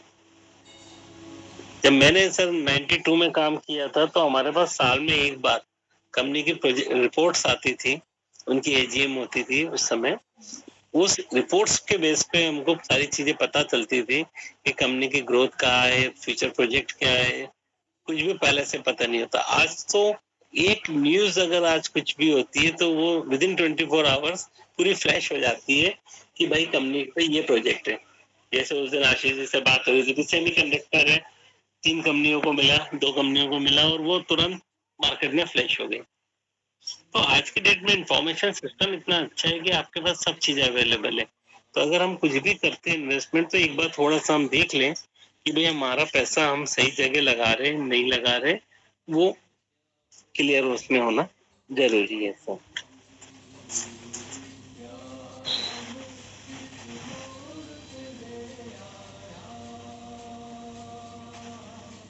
और सर सबसे बड़ी बात होती है सर इसमें, ये मान के चलिए सर कि कोई भी नो वन कैन प्रेडिक्ट इस मार्केट के अंदर। हम सब एक कैलकुलेटिव रिस्क ले सकते हैं सर, हम इसको वैसे प्रेडिक्ट नहीं कर सकते कि भाई हमने बोला कि ये प्लेनेट पोजीशन है और इसके कारण से ये शेयर इतना बढ़ जाएगा। केवल एक फंडामेंटल टेक्निकल बेस पे हम एक कैलकुलेटेड रिस्क ले रहे हैं कि भाई आज हम इसमें पैसा डाल रहे हैं तो ये बढ़ना चाहिए, बट इसमें कोई भी ऐसा प्रिडिक्ट नहीं करता। इसके अलावा सर छोटी छोटी चीजें और की सर जो अभी हम बात कर रहे थे, एक चीज और होती है sir, big companies to make a small move. जितनी बड़ी कंपनी होगी सर उसमें मूवमेंट बहुत स्लो होता है, उसको डबल होने में, उसको बढ़ने में प्राइसिंग बहुत टाइम लगता है। आज एमआरएफ का शेयर 1,35,000 का अगले 5 साल तक 270 नहीं होगा सर। लेकिन छोटी कंपनी जो होती है, स्मॉलर कंपनी होती है, उनका मूवमेंट बहुत फास्ट होता है सर, क्योंकि उनके अंदर ग्रोथ पोटेंशियल बहुत होता है। जैसे मैं आपको बताऊं, अभी जो इलेक्ट्रिक व्हीकल्स की बात हो रही है, इसमें बहुत सारी ऐसी छोटी छोटी कंपनियां थी जो फ्रंट में कभी थी नहीं, लेकिन उनको बहुत सारे काम मिलेंगे। जैसे किसी कोई छोटी कंपनी वो वायरिंग का काम कर रही है, कोई छोटी कंपनी है जो बैटरी का काम कर रही है ना, कोई छोटी कंपनी है जो उसके इंफ्रास्ट्रक्चर पे काम कर रही है। तो ये सारी जो छोटी छोटी कंपनियां हैं, इनके मूवमेंट बहुत फास्ट हो रहे हैं, और देखते देखते अभी कई कंपनियां ऐसी हैं जिन्होंने पैसा लगभग डबल कर दिया। तो छोटी कंपनियों में पोटेंशियल बहुत ज्यादा होता है, बट हम उसको भी, जो हमने उस दिन पढ़ा था sir, large cap, mid cap, small cap और हमारा माइक्रो कैप, तो हम अपना पोर्टफोलियो ऐसा डिजाइन करते हैं कि some part of large cap रखते हैं एक लॉन्ग विजन के लिए, और कुछ पार्ट हम माइक्रो कैप में करते हैं, जो हमारे टोटल पोर्टफोलियो का 10% के अराउंड हम रखते हैं, उससे ज्यादा नहीं करते सर। लेकिन बाकी का जो हमारा होता है वो मिड कैप और स्मॉल कैप कंपनीज में होता है सर, क्योंकि उस सारा जो ग्रोथ होता है, जो ग्रोथ स्टोरी होती है सर, वो सारी मिड कैप और स्मॉल कैप में होती है। ये जितनी भी बड़ी बड़ी कंपनियां बनी है, ये आज से आप उठा के देखिए 10 साल 15 साल पहले, तो ये बहुत छोटी कंपनियां थी, इनका कैपिटलाइजेशन भी बहुत छोटा था, इनकी वैल्यूज भी बहुत छोटी थी, बट रेगुलेटरी में होते होते आज ये बहुत बड़ी कंपनियां बन गई। तो हम जिस कंपनी में आज पैसा डाल रहे हैं, आने वाले टाइम में 3 साल में 5 साल में वो भी एक अच्छी कंपनी बनेगी। अगर अपना ये अग्रेशन, अपनी एनर्जी सही जगह पे लगाओगे ना, तो तुमसे कोई बेहतर नहीं है इस प्रोजेक्ट को लीड करने के लिए। उसके बाद सर ये है कि अगर आप कोई भी पोर्टफोलियो डिजाइन करते हो तो एवरी फ्यू मंथ आपको अपना रीचेक करना है सर, सारा पोर्टफोलियो, कि भाई जो हमने जैसे क्या होता है सर, अगर आपने कोई आज स्टॉक लिया और वो किसी कारण से माइनस में है, तो दो चीजें होती है सर, एक तो कंपनी का परफॉर्मेंस अगर थोड़ा सा डाउन है, इस कारण से माइनस में है, तो वो कोई प्रॉब्लम नहीं है, क्योंकि हो सकता है नेक्स्ट क्वार्टर में वो अच्छा परफॉर्म करे, पॉसिबल। लेकिन कुछ कंपनी ऐसी होती है जिसमें मैनेजमेंट का इश्यू है, जिसमें गवर्नमेंट का कुछ इश्यूज आ रहा है, जिसमें गवर्नमेंट पॉलिसीज का कुछ इश्यू आ रहा है, तो ऐसे कंडीशन में हमको देखना पड़ता है कि भाई हमने जो इन्वेस्टमेंट किया है, या तो हम इससे क्विट कर जाए या फिर हम इसको मिनिमाइज कर लें, क्योंकि उस कंडीशन में धीरे धीरे वो कंपनीज में लॉसेस चालू हो जाते हैं। जैसे अगर अपन कोई कोई एक आध एग्जांपल कोट करना चाहे कि गवर्नमेंट पॉलिसी के कारण किसी कंपनी को लॉस हुआ हो या बंद हुई हो।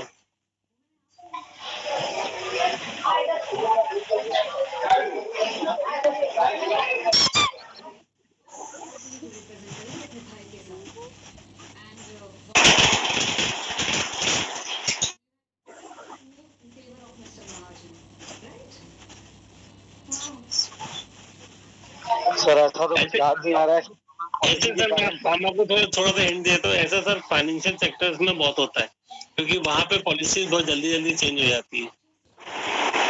सर एक नाम आपने बताया था सत्यम कंप्यूटर्स का, वो क्या केस था? नहीं मैम, वो एक्चुअली गवर्नमेंट का केस नहीं था, वो तो जो आर राजूलिंगम इनके जो मैनेजिंग डायरेक्टर थे, उन्होंने कंपनी का पैसा विड्रॉ करके अपने पर्सनल नाम से लैंड ली थी, मतलब कंपनी की बुक्स से पैसा लिया था और कंपनी के एसेट्स में न डालते हुए अपने सेल्फ पर्सनल नाम से वो बुक किया था। तो ये जब जांच हुई तो उसमें पकड़ में आया था कि बैलेंस शीट ही पूरी गलत बनी हुई है एट दैट टाइम। अभी रिसेंटली अपन एग्जांपल लेते पेटीएम का। पेटीएम पिछले काफी टाइम से यूपीआई सिस्टम पे तो काम कर ही रहा था, पेमेंट बैंक पे काम कर रहा था सर, है ना? आपको आइडिया होगा पेटीएम का। जी जी हाँ जी सर। पेटीएम मॉल आपका जो था वो पेमेंट बैंक्स पे काम कर रहा था, और वो बहुत जल्दी ऐसे एक कमर्शियल बैंक के रूप में आना चाह रहा था, बट आरबीआई और सेबी ने इसको रिजेक्ट कर दिया कि भाई हमने आपको परमिशन ही नहीं दी थी, और आप बैंकिंग उस पर काम नहीं कर सकते, आप केवल यूपीआई पे काम कर सकते हैं। उसका परिणाम ये हुआ था सर कि 800-900 रुपए का शेयर 300 रुपए आ गया गवर्नमेंट। गवर्नमेंट ने जैसे ही विड्रॉ किया कि भाई आपको बैंकिंग लाइसेंस नहीं मिलेगा, वो शेयर धड़ के नीचे आया। ऐसे बहुत सारे एग्जाम्पल हो सकते हैं जिसमें गवर्नमेंट पॉलिसी के कारण किसी एक पर्टिकुलर सेक्टर को बहुत नुकसान होता है, और ये फाइनेंशियल सेक्टर में चलता रहता है सर। आए दिन बहुत सारे एनबीएफसी, बहुत सारे कोऑपरेटिव बैंक्स इसीलिए बन रही कि भाई परमिशन नहीं है आपको, आप मार्केट से पैसा कलेक्ट नहीं कर सकते। One of the biggest name था सर सहारा इंडिया, आप सबने सुना होगा ना। नहीं, सहारा का स्टॉक था क्या, मतलब मार्केट में था सहारा का? सहारा का सर मार्केट में शेयर नहीं था, बट गवर्नमेंट ने उस पर बैन लगाया था कि आप मार्केट से फर्दर डिपॉजिट नहीं ले सकते।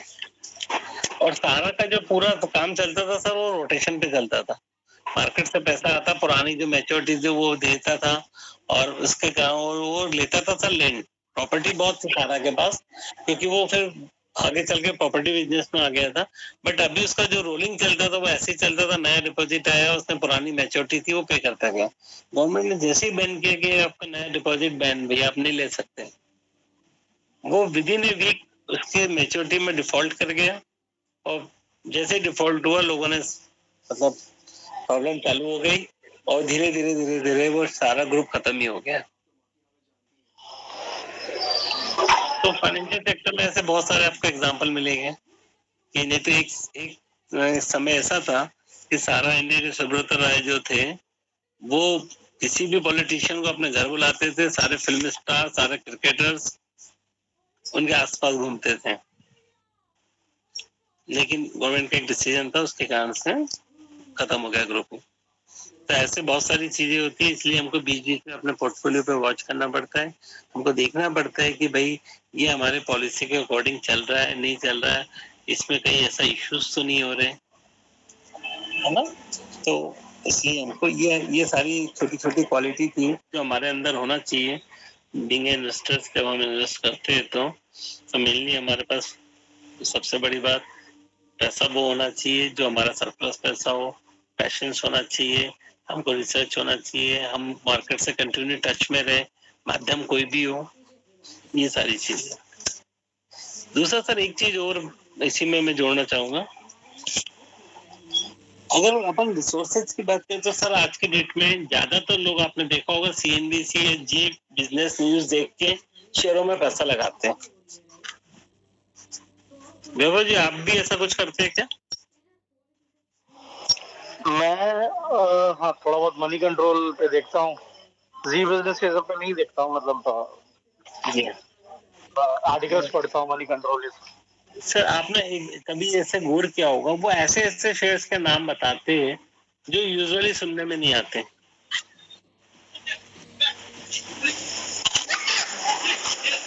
है ना? या फिर आप एक एक्सरसाइज ऐसा भी कर सकते हैं कि उनके एक महीने के जो भी रिकमेंडेशंस होते हैं उसको हम नोट डाउन करें और फिर हम उसका रिटर्न देखें, तो आपको 70 to 80% लॉस में दिखेगी। एक्चुअली ये सारे के सारे जो चैनल है सर, ये सब पेड चैनल है, यहाँ पे न्यूज फैलाई जाती है, यहाँ पे पैसा देके ये न्यूज़ें बनाई जाती है कि भाई ये चीज है, वो चीज है, ये सेक्टर है, ये कंपनीज है, ये परफॉर्म करेगी, ऐसा करेगी, वैसा करेगी, बट ऐसा है नहीं सर। हमारे लिए अगर हम न्यूज चैनल पे बहुत ज्यादा बिलीव करते हैं सर तो दिक्कत का काम है। अगर हमको देखना भी है तो कोई रिलायबल सोर्स होना चाहिए, जैसे हमारा इकोनॉमिक्स से रिलेटेड कोई न्यूज़पेपर है, इकोनॉमिक टाइम होता है, या आपका मनी कंट्रोल भी है, जो ऐसी साइट से जहाँ पे केवल गवर्नमेंट की या जो टाई अप्स होते हैं या जो भी फैक्ट होते हैं उसके न्यूज फ्लैश होती है, वो हम देख सकते हैं, उसके बाद अपना डिसीजन बना सकते हैं। बाकी news channel, paper news, print media और अपना जो भी मीडिया है वो सब पेड है सर। वहाँ की न्यूज़ में आपको मैक्सिमम चीजें उसमें लॉस होनी है, क्योंकि वहां पैसे देके सारी न्यूज़ें फ्लैश होती है सर। और वो कैसे होती है सर, इस मार्केट के अंदर एक चीज और बताता हूँ सर, जो ब्लैक साइड होता है, आप हम सर कितने ही धुरंधर अपने आप को मान ले, लेकिन ये पूरा मार्केट जो होता है वो ऑपरेटिव ड्रिवन होता है सर। ऑपरेटर जो होते हैं वो इस मार्केट को चलाते हैं सर। अब उस हमारा एक्सपीरियंस, हमारी रिसर्च, हमारी किस्मत तो हमको साथ देती है, तो हम उस ड्राइव में बहते, उस बहाव में पॉजिटिवली आ जाते। अदरवाइज हम ये सोचे कि भाई हमने 10-20 करोड़ रुपए लगा दी और ये मार्केट हमारे हिसाब से चले, तो पॉसिबल नहीं है सर, क्योंकि इसका पर डे का टर्नओवर आता है 3 से 5 लाख करोड़ पर डे। अब अगर 5 लाख करोड़ पर डे के मार्केट में 10, 20, 100 करोड़, 200 करोड़ वाले की कोई वैल्यू नहीं है सर। तो ये पूरा मार्केट जो है वो ऑपरेटिव ड्रिवन चलता है। बस हम अपना कैलकुलेशन, अपनी रिसर्च से अपने कैलकुलेटिव रिस्क को मिनिमाइज कर सकते हैं। हम ये देख सकते हैं कि भाई जो हम ले रहे हैं वो कंपनी ग्रोथ करेगी, आज नहीं कल ये चीज बढ़ेगी। तो इसका एक बड़ा ग्रेट पॉइंट है। और क्योंकि ऑपरेटर जो होता है इस मार्केट का किंग इसलिए होता है सर, उसके पास अनलिमिटेड पैसा होता है, और कंपनी के जो प्रमोटर्स होते हैं उनका डायरेक्ट सपोर्ट होता है, तो अनलिमिटेड उस पर स्टॉक होते हैं। आज वो अगर किसी शेयर को गिराना चाहे तो मार्केट में इतना फ्लोट कर देगा कि वो अगले कई सालों तक शेयर उठ नहीं सकता। और मतलब आपका शेयर ब्रोकर की बात कर रहे हैं? नहीं सर, शेयर ब्रोकर अलग होता है, मार्केट का ऑपरेटर होते हैं सर। ऑपरेटर जैसे पर्टिकुलर आपके हर कंपनी का एक रजिस्ट्रार होता है ना, जैसे आपने देखा भाई शेयर ट्रांसफर करना है या आपको डिविडेंड पे होता है तो एक रजिस्ट्रार होता है। वैसे सर हर कंपनी का एक ऑपरेटर होता है जो शेयर्स के प्राइस को मूव करता है। नहीं देखिए, जैसे फॉर एग्जांपल आज अगर रिलायंस का शेयर है तो आपने देखा होगा विंडो पे 2940 रुपए में बायर खड़ा है और 2960 रुपए में सेलर खड़ा है ना। ऐसे अपन देखते ना कि भाई बायर है वो 5-10 रुपए 20 रुपए कम में खड़ा है और सेलर जो है वो ज्यादा खड़ा है। लेकिन इसमें क्या होता है, आप थोड़ी देर बाद देखोगे तो ये मतलब हर विद इन सेकंड इसमें ट्रेड होता है। 40 का है वो बिका फटाक से 42 में आ गया, 44 में आ गया, इधर 60 वाला 62, 65, 70 होता है।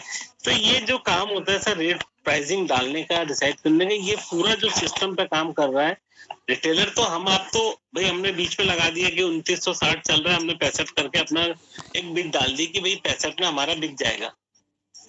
बट उसके पहले 61, 62, 63, 64 ये जो रेट डलते हैं ये ऑपरेटर डालता है सर।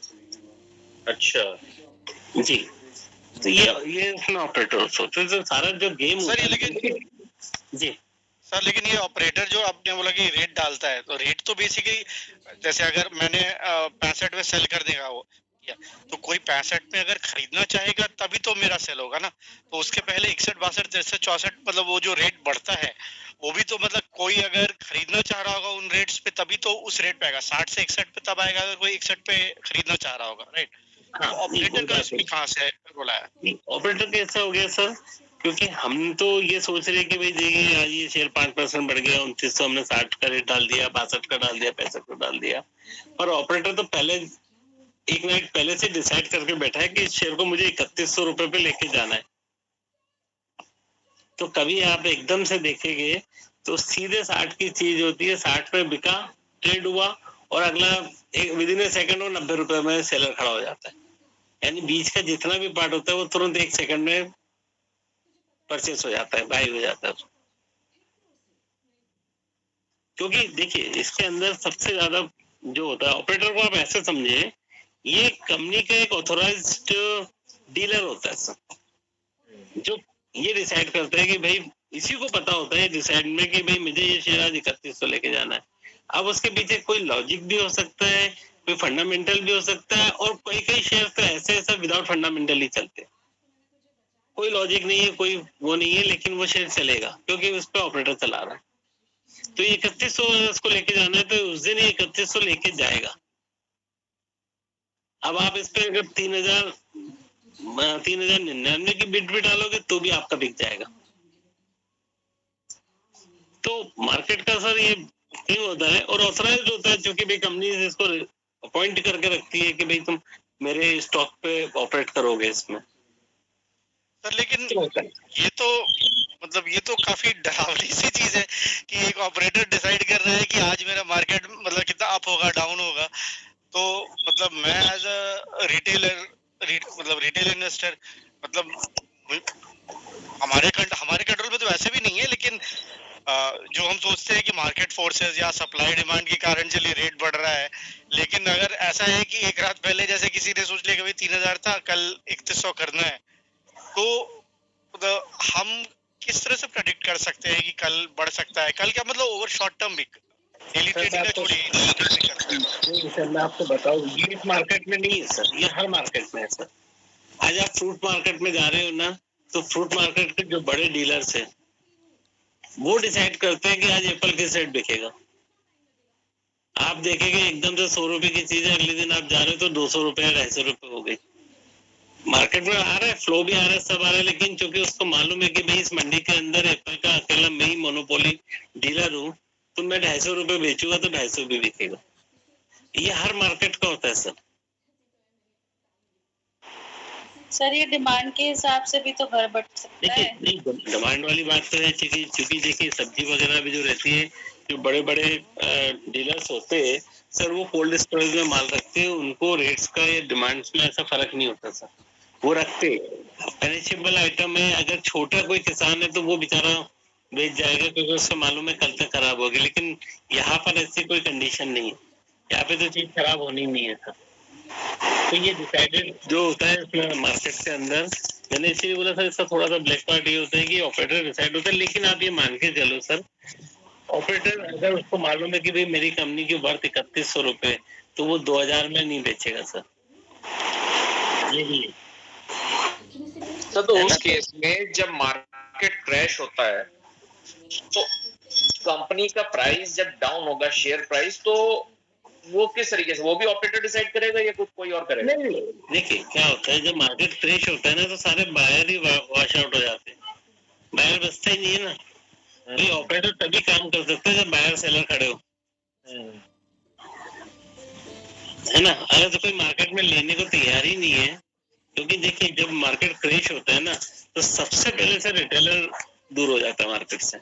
जो बड़े बड़े इंस्टीट्यूशन प्लेयर है उनको तो मालूम है कि मार्केट का हिस्ट्री है, जितनी बार मार्केट क्रैश होता है उससे ज्यादा वो बढ़ के जंप करके बढ़ता है, चाहे वो आप मतलब 92 से लेके या उसके पहले 84 से भी देखोगे तो हमेशा ये देखो कि आज मार्केट क्रैश हुआ है, अगले 6 महीने से साल भर के बीच में वो तो कवर करता ही है अपने लॉस को, साथ में प्लस 20 30 40% तक वो मार्केट अप हो जाता है। तो जितना तेज वो डाउन होता है उतना रिबाउंड होकर ऊपर आता है, तो ये तो फिक्स होता है सर। लेकिन चूंकि जब क्रैश होता है तो कोई बायर होता नहीं है सर, वहां पे कई बार ये होता है कि कोई शेयर तब भी नहीं गिरता क्योंकि वो ऑपरेटर उसको होल्ड करता है, अगर सेलर आता भी है तो वो खरीद भी लेता है। इसमें और मैं आपको थोड़ा डिटेल दूं, आपने देखा होगा बहुत सी कंपनियों में प्रमोटर्स अपना स्टेक खुद खरीदते हैं। कई बार ऐसा होता है मार्केट डाउन होता है तो प्रमोटर्स खुद आ जाते हैं कि भाई मुझे मालूम है मेरी कंपनी की वर्थ तो इससे ज्यादा ही है, तो मैं क्यों नहीं ओपन मार्केट से खरीद लूं, तो वो खुद भी खरीदते हैं सर। ये जब आप प्रमोटर का स्टेक देखोगे तो कई कंपनी ऐसे होती है जिसमें क्वार्टर टू क्वार्टर बढ़ जाता है, तो प्रमोटर भी खरीदता है अपनी कंपनी, ऑपरेटर भी वहां पे रोल प्ले करता है, वो भी खरीदता है कि भाई अगर ये कंपनी अच्छी है तो इसको डाउन नहीं होना है, क्योंकि वहां पे डाउन होने का मतलब है कि कंपनी का आगे के प्रोजेक्ट पे फर्क पड़ता है, कंपनी की कैपिटलाइजेशन डाउन हो जाता है, वो सारी चीजों पे इफेक्ट आता है, तो वो कोशिश करते हैं कि अच्छी कंपनी में डाउन नहीं हो। डाउनफॉल्स में प्रॉब्लम नहीं होती क्योंकि रिलायंस जैसी कंपनी अगर 3000 से गिरी भी तो 2000 पे आ जाएगी, लेकिन जब बढ़ता है तो उसमें सबसे ज्यादा रिस्क ये होता है, हमको ये पता नहीं चलता कि एक्चुअल में जो प्राइसिंग चल रही है वो वाकई वर्थफुल है या वो केवल हवा में चल रही है। बहुत सारी ऐसी कंपनियां भी चलती है जिनका प्रोडक्शन ही बंद है, बट वो भी 10 रुपए से 30 रुपए 40 रुपए तक हो जाती है, क्योंकि जब मार्केट में ग्रीन होता है सब ना, ये एक रैली होती है बढ़ने की, तो गधे घोड़े सब भगते हैं, तो वहां पे हमारा सिलेक्शन ये होता है कि घोड़ों पे पैसा लगे, गधों पे ना लग जाए।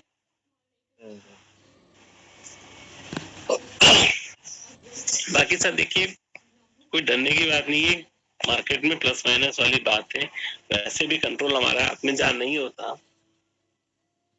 तो वह ज्यादा टेंशन नहीं है। ये तो क्योंकि एक पार्ट होता है कि भाई मार्केट को प्ले कौन करता है, तो मैंने आपको बताया, बाकी उद्देश्य डराना नहीं है। अच्छा, किसी भी कंपनी को सेलेक्ट करने के लिए क्या क्या पैरामीटर्स देखते हैं हम लोग? हाँ सर, ये अपन अब आज से कितना टाइम हो गया, अपन इसको कल देखेंगे सर, सिलेक्शन ऑफ कंपनीज का क्या पैरामीटर है। ठीक है, ठीक है ना, ये कल देखेंगे अपन। क्योंकि सर देखो, एक बात मैंने बताई आपको, F&O मार्केट में जो डाटा बोलता है कि 80% रिटेलर लॉस करता है, इक्विटी मार्केट का डाटा ये बोलता है कि जिसने 5 साल होल्ड किया, मैं खुद आपको स्टाम्प पेपर पे लिख के दे सकता हूँ, अगर आपने कोई शेयर 5 साल होल्ड किया है रिकमेंडेड, तो आप लॉस में नहीं रह सकते। अदरवाइज अगर लॉस होता है तो उसका सारा लॉस 100% मैं पे करूँ, क्योंकि मुझे पता है सर, एक साइकिल जब पूरी मूव करती है तो आपको लॉस वाली बात ही नहीं है। ठीक है ना सर। उसके अलावा अपने को क्या क्या सिलेक्शन ऑफ कंपनी चाहिए, क्या क्या अपने को पैरामीटर देखने चाहिए, जिसमें पीएस है, कैश रिजर्व है, डेप्ट है, अपना बुक वैल्यू है, ये सब अपन कल चर्चा करेंगे सर पूरी इसमें। हाँ सर, क्योंकि कब एंटर करना चाहिए किसी शेयर को और कब एग्जिट करना चाहिए, ये दोनों बहुत ही इंपॉर्टेंट चीजें रहेंगी। जैसे मैं एक दो स्टॉक मैंने हाई में खरीद लिया है, अभी तक वो यही चल रहा है। आपने कौन सा खरीदा, अदानी? नहीं, अदानी ग्रीन तो मैंने सही टाइम पे खरीदा था, तो वो तो प्रॉफिट मुझे दे रहा है। अभी कौन सा बताया आपने?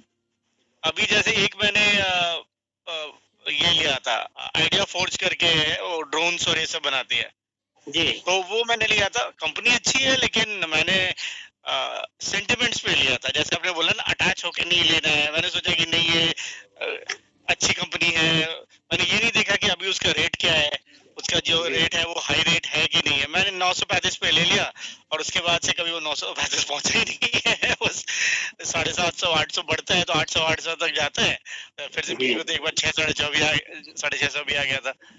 तो क्वांटिटी कितनी है सर? क्वांटिटी तो कम ही है, मैंने जैसे 20 शेयर्स के आसपास लिए होंगे, 15-20 हजार रुपए का। ठीक है सर, अपन इसको किसी उसी सेक्टर के किसी कंपनी में कवर कर लेंगे, वो टेंशन नहीं है सर, वो अपन उसको कवर कर लेंगे। अभी एक रिसेंटली हमारा अपना एक्सपीरियंस हो रहा है दीप्ति जी भी चीज में, 1 तारीख को सर रेलवे का बजट आता है, मतलब आजकल तो जो बजट आता है उसी में रेलवे भी मिक्स कर देते, पहले अलग अलग आता था ये। तो रेलवे स्टॉक की खास बात क्या होती है सर, ये बजट आने के 30-40 दिन पहले से इसमें मूवमेंट बहुत फास्ट हो जाता है ना, क्योंकि गवर्नमेंट के रेलवे पे बहुत पैसा डालती है।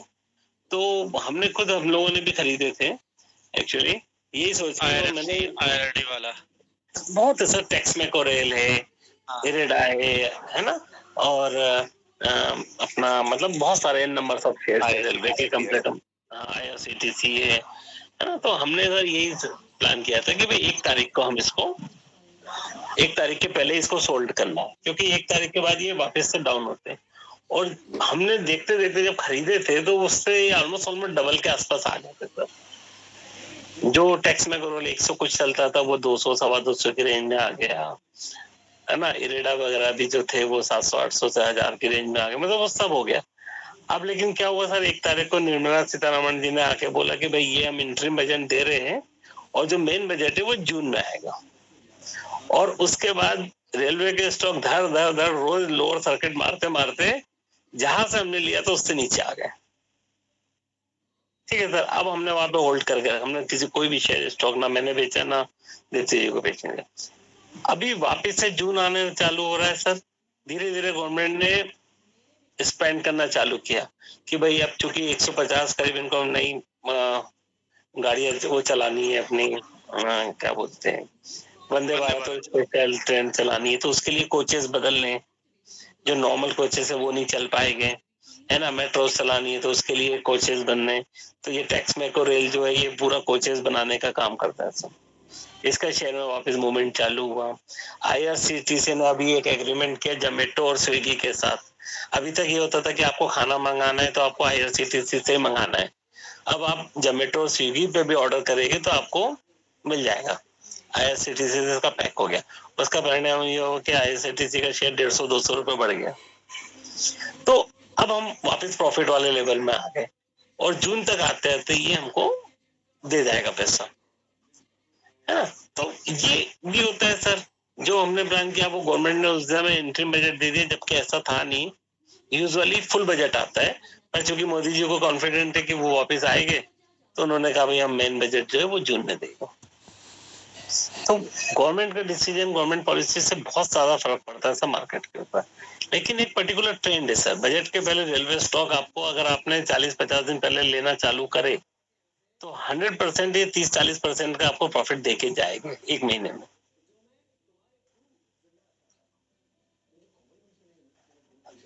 दिवाली के 2-2.5-3 महीने पहले अगर आपने पेंट्स कंपनी के शेयर्स खरीदने चालू करे तो वो क्वार्टर उसका सबसे हाईएस्ट बिजनेस वाला होता है। वो शेयर्स के प्राइसिंग में आपको दिखेगा, रेट्स बढ़ते हुए आपको दिखेगा कि भाई ये शेयर्स के रेट बढ़ गए। कौन सी कंपनी बताई आपने? Paints sir, paint, Asian paint है, नेरोलैक है, ओके है ना। मतलब कोई भी पेंट कंपनी है जिसमें लीडिंग शेयर है 75% एशियन पेंट्स के पास है, तो हम लीडिंग पे ही जाए। सर एशियन पेंट्स का इतना हाई मार्केट शेयर ये सिग्निफिकेंट रिस्क नहीं है? मतलब आप जैसे बोल रहे थे कि नेक्स्ट जनरेशन को देने वाले शेयर्स हैं, लेकिन किसी के पास इतना मार्केट शेयर हो तो चांस ये ज्यादा नहीं है कि 10 साल में 75 से कम होके हो सकता है 40% मार्केट शेयर ही रह जाए इसके पास? नहीं सर, देखिए वो, हाँ वो हो सकता है, एक बात है। लेकिन आप ये देखो कि जो कंपनी काम करती है वो रिसर्च कितना कर रही है।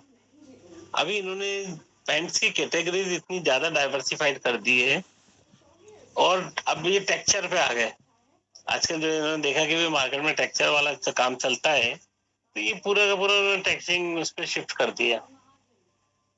पहले सिंपल पेंट चलते थे, आजकल ये पूरा टेक्सचर्स पे आ गए। बाहर के लिए अलग पेंट, टेम्परेचर के हिसाब से घर के लिए अलग पेंट। मतलब ये कंटिन्यूटी में वो कंपनी है सर जो रिसर्च करती है, और जो कंपनी रिसर्च करेगी सर वो मार्केट के हिसाब से चलती है।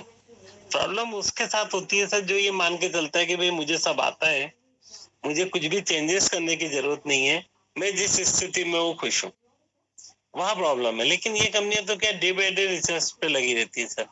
अभी अगर इनको लगेगा कि नहीं ये चीज हो रही है, मार्केट में ट्रेंड बदल रहा है, डिमांड्स हो रही है, चेंजिंग हो रही है, ये उस पर आ जाएगी। तो इसलिए इनके साथ सर वो दिक्कत नहीं आती। या फिर जो हाईली डाइवर्सिफाइड कंपनीज होती है सर, उनके साथ वो दिक्कत नहीं आती, क्योंकि वो क्या होता है, वो मार्केट को देखते हैं कि भाई आने वाले सीजन में इसकी डिमांड है, वो तुरंत उस प्रोडक्ट पे स्विच कर जाते हैं। जैसे रिलायंस, ये भाई रिलायंस आज की डेट में, रिलायंस के पास ये हालत है सर, उसका 65,000 करोड़ का ईयरली प्रॉफिट है और उसके पास कैश रिजर्व पड़ा है, वो मोर देन 1 लाख करोड़ से ऊपर का कैश रिजर्व पड़ा है। उसके पास उसने 8-10 लोगों की टीम इसलिए बना रखी है कि भाई कोई ऐसा बिजनेस ढूंढ के लाओ जहां मैं पैसा डाल दूं।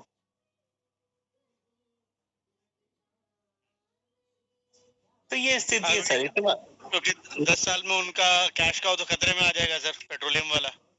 हाँ नहीं, वो देखो सर वो स्विचिंग करने लगे, है ना। मतलब वो स्विचिंग करने लगे, उनके पास इतना रिजर्व है कि वो अभी आज की डेट में उनको कोई भी प्रॉफिटेबल बिजनेस दिखा उसमें इमीडिएटली एंट्री कर जाएंगे।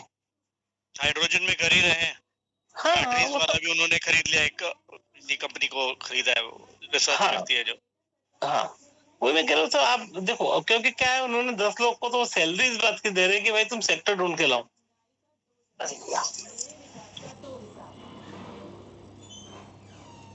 अरे सर डिस्कनेक्ट हो गया लगता है। मैं तो मोबाइल की बैटरी, हेलो जी, अरे सर मेरे मोबाइल की बैटरी डाउन हो गई, दूसरा नंबर से बात कर लेता हूँ। तो ये है ना सर, अब इसमें जो बड़ी कंपनी, जो ग्रुप ऐसे है हाईली डाइवर्सिफाइड, उनके साथ वो दिक्कत नहीं आएगी।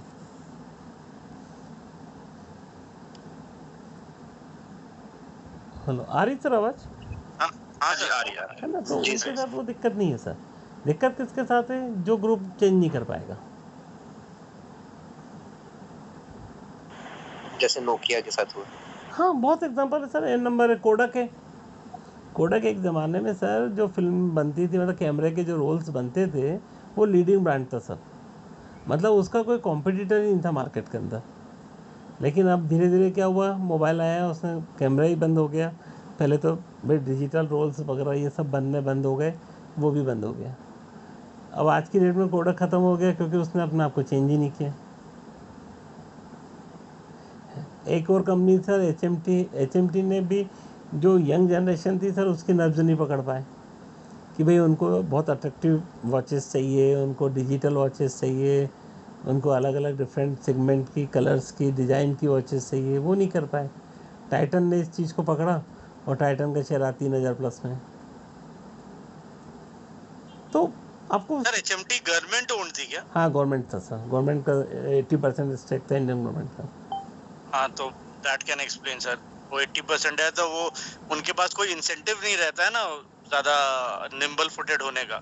हाँ प्राइवेट कंपनीज नब्ज पकड़ी रहती है मार्केट की, क्या हो रहा है, उनका रहता है कि बिल्कुल सर, प्रॉफिटेबिलिटी वो बढ़ानी है। बात वही आती है ना, आप रिसर्च पे जितना पैसा खर्च करोगे वो कहीं ना कहीं तो आपको बिजनेस में ग्रोथ देगा। तो रिसर्च तो सर हर फील्ड में बहुत ज़रूरी है। अगर हम ये सोचे कि भाई हम जो हम कर रहे हैं वही बेस्ट है, जो ट्रेडिशनल वे वो बेस्ट है, तो वो सर चलता नहीं है। बहुत समय बाद आपको कुछ ना कुछ चेंजेस लाने ही पड़ते हैं सर। आज जो छोटे दुकानदार है सर, जो गले पे बैठते थे, किराना ग्रोसरी शॉप ओनर थे, उन्होंने कहा कि भाई हम जिसको आना होगा मेरी दुकान पे आएगा, सामान लेके जाएगा, मैं किसी के घर पे नहीं भिजवाऊँगा। वो बैठ गए, ख़त्म हो गए, क्योंकि अब भाई ऑनलाइन मार्केट आ गया। आज अगर किसी को एक आइसक्रीम भी चाहिए तो वो तुरंत ऑनलाइन ऑर्डर कर देता है, आ जाती है घर। तो टाइम के साथ साथ चेंजेस आते, डिपेंड करता है कि हम उसको कैसे एक्सेप्ट कर पाते हैं। जो उस चीज़ को कैलकुलेट कर लेता है, जो उस चीज़ को एक्सेप्ट कर लेता है, वह चल जाता है सर। और जो ये सोचता है कि नहीं भाई मेरा बिजनेस, मेरा ट्रेडिशनल, मेरा वे सबसे बेस्ट है, वो नहीं चल पाता सर। तो ऐसे एन नंबर ऑफ एग्जाम्पल है सर, है ना। अब अपन ही देखे सर, हमने भी अपने लाइफ में बहुत चेंजेस किए।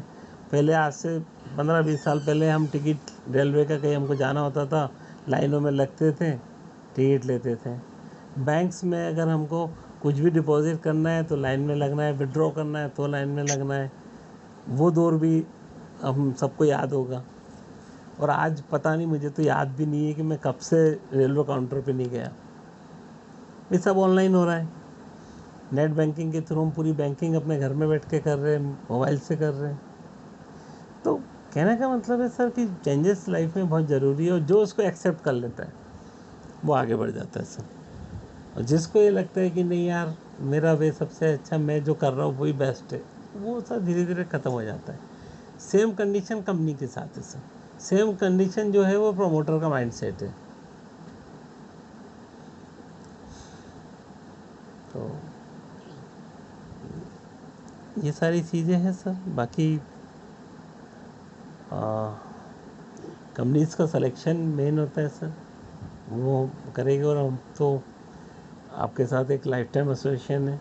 एक मैं इसके बाद सर क्लास के बाद अभी आखिरी की 2 से 3 क्लासेस अपन प्रैक्टिकल लेंगे लाइव मार्केट में, और कैसे ख़रीदना है, कैसे बेचना है, वो सारी चीज़ें रहेगी। उसके बाद सर एक ग्रुप बना देंगे अलग से, जिसमें डेली का, अब जैसे मैं अब मेरी बात करूँ तो सर रेली के जो मैं जिस कंपनी के ब्रांच ऑन करता हूँ, हमारे पास 12 से 13 लोगों की रिसर्च टीम है सर। बीच बीच में रिसर्च डॉक्यूमेंट आते हैं, मैंने मैडम को भी कई बार शेयर किए कि भाई ये रिसर्च इनकी आई है ना। और डेली हम लोगों का एक आधे घंटे का सेशन होता है मॉर्निंग में, जिसमें वो ट्रेंड पे भी बात करते, रिसर्च के जो हेड है, और कुछ स्टॉक पे भी बात करते। तो वो क्या होता है, ग्रुप में हम लोग उसको शेयर कर देते कि भाई आज हमको लग रहा है ये रिसर्च का पार्ट है, ये हो सकता है। और 80-85% जो है वो इनका सक्सेस रेट आता है। 2-4% डाउन होता है, 15% तक भी माइनस मान लो, लेकिन 85% तक सक्सेस रेट आता है सर। और अगर बाई चांस इन्होंने कोई रिकमेंडेड किया और वो डाउन होता है, तो हम इनकी टीम से फिर कॉल भी करके बात करते हैं कि भाई आपने जो दिया था वो किस कारण से था। तब ये बताते कि भाई इनके पास ये पर्टिकुलर ऑर्डर था, इसलिए इसके हमने रिकमेंड किया था, और आज की डेट में वो ऑर्डर में कुछ इशू हो गया है, वो ऑर्डर कैंसिल हो गया, या कोई प्रॉब्लम हो गई, या डिफ़ॉल्ट कर गई वो जो ऑर्डर देने वाली कंपनी थी, इस कारण से ये माइनस में। तो वो एक पूरा ऑथराइजेशन होता है, पूरी एक चीज़ होती है जिसके पीछे बेसिक होता है। आज भी हम कोई शेयर्स खरीदते हैं, बाकी मेरी अपनी एक रिसर्च होती है, 250-300 मेरे खुद के एक पर्टिकुलर शेयर्स है जिस पे मैं काम करता हूँ, और बाय द गॉड ग्रेस आज तक कुछ ऐसा हुआ नहीं कि किसी में लॉस हुआ हो, क्योंकि उस पर भी बहुत टाइम देते हैं। तो ये एक सारी चीज़ें जो रहती है, हम ग्रुप टू ग्रुप अपना एक ग्रुप बनाएंगे बाद में भी। अगर आप लोगों को भी कुछ लगता है कि भाई ये शेयर्स कुछ नॉलेज में आया है, तो उस पर अपन एक ओपन माइंड से उसकी चर्चा कर सकते हैं कि भाई क्या है। जैसे मुझे याद है मैडम ने एक बार पेटीएम के लिए बोला था, 800 कुछ रुपए पे चल रहा था। जी सर, हाँ बोला था। वो आप ही बताओ क्या हुआ था। अरे सर, फंसते फंसते बची मैं तो। आपने बिल्कुल स्ट्रेट ना कर दिया था, ये बहुत ही वाहियात है और इस पे तो मैं कभी भरोसा नहीं करता। और उसके ठीक 15 दिन बाद ये डाउन होना शुरू हुआ और करते करते ये 300 कुछ पे आ गया था, है ना सर, जबकि मेरी व्यक्तिगत कोई दुश्मनी नहीं है सर पेटीएम से। हाँ। लेकिन आपने बिल्कुल है ना, लेकिन क्या कड़क होता है उसमें सर बोला कि नहीं। हाँ, वो इसलिए ज़रा कि देखो, ये जब इशू आया था तब भी हमने हमारे किसी भी इन्वेस्टर्स को, किसी क्लाइंट को आईपीओ में नहीं लगाने दिया था। इसका इशू ही आया था 2200 रुपये पे। तो सही मेरा कह रहे लॉजिक हैं ये था कि भाई जब 2200 रुपये में आपको ऐसी कंपनी में पैसा लगाना है जिसका अभी कोई बैंक है ही नहीं, जो इन फ्यूचर में पेमेंट बैंक में आ रहा है, जो यूपीआई पे इतना कम मार्जिन पे काम करता है कि उसका प्रॉफिट ही नहीं बनता, वो अभी तक बंद कर रहा है। ये सारी चीज़ों के कारण मैंने कहा अगर मुझे 2200 रुपये में लेना है तो मैं ICICI बैंक ना लूँ जो 900 रुपये चल रहा है, मैं HDFC ना लूँ जो 1200 रुपये चल रहा था, मैं एक्सेस ना लूँ, मैं कोटक ना लूँ 1500 रुपये का। भाई वो बैंक जिसकी आज ऑल ओवर इंडिया में 250, 300, 400 ब्रांचेस है, और जिसका क्वार्टर का प्रॉफिट है इसके 5 साल के प्रॉफिट से ज़्यादा आ रहा है। तो स्ट्रिक्टली मैंने अपने सारे इन्वेस्टर्स को बिल्कुल फ़ोन करके, मैसेज करके कि भाई पेटीएम में पैसा नहीं डालना है। तो ये हुआ है सर। और मैडम के साथ तो आपको बताइए 800 850 में इनका बहुत मन था, तो मैंने इनको भी मना किया था कि नहीं, अपन ऐसी कंपनी में अरे नहीं सर, वो जाएंगे। डेली ऐसे बढ़ रहा था कि वो मतलब बहुत अट्रैक्ट कर रहा था कि इसको ले ही लो अब, बस ये डेली डेली बढ़ रहा है।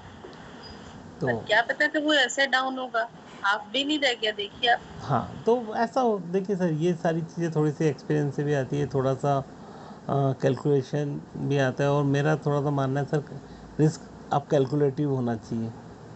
भाई अगर हम आज भी जो शेयर्स को पिक करते हैं, हम ये देखते हैं कि भाई इस रेट से अगर ये 10% डाउन हो सकता है तो 90% इसमें अपसाइड है, तो वो हमारे काम का है। और अगर कोई इतना ऑलरेडी बढ़ गया कि जिसमें 10% संभावना है बढ़ने की और 90% वो डाउन आ सकता है, तो उस शेयर्स को हम दूर कर देते हैं सर।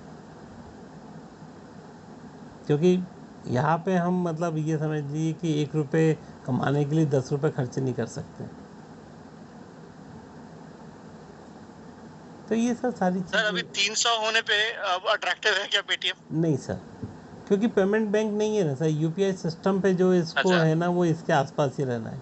हाँ, इसमें पेटीएम में एक स्टोरी बन रही है सर। इसमें 9.9% स्टेक के लिए HDFC ने और 9% के लिए यस बैंक ने सेबी में वो डाला है, रिक्वेस्ट डाली है। अगर ये अप्रूवल होती है सर तो ये शेयर एक बार बन सकता है, क्योंकि फिर यहाँ से ये 500 550 जा सकता है, लेकिन वो डिपेंड करता है वो अप्रूवल पे। और अगर अप्रूवल नहीं आता तो पेमेंट बैंक तो इसका आना नहीं है सर, देखो तो फ़ायदा नहीं है फिर इस शेयर में एंट्री करने का। तो हम आपको बिल्कुल टाइम टू टाइम पर डे बताएंगे सर कौन से शेयर से, उसमें हम आपको ये भी बताएंगे कि कितना पीरियड आपको रखना है, 1 महीना, 2 महीना, 1 हफ्ता, 10 दिन, 1 साल, वो सारा बिल्कुल क्रिस्टल क्लियर होता है सर। और 24 आवर्स एक्सेस होता है।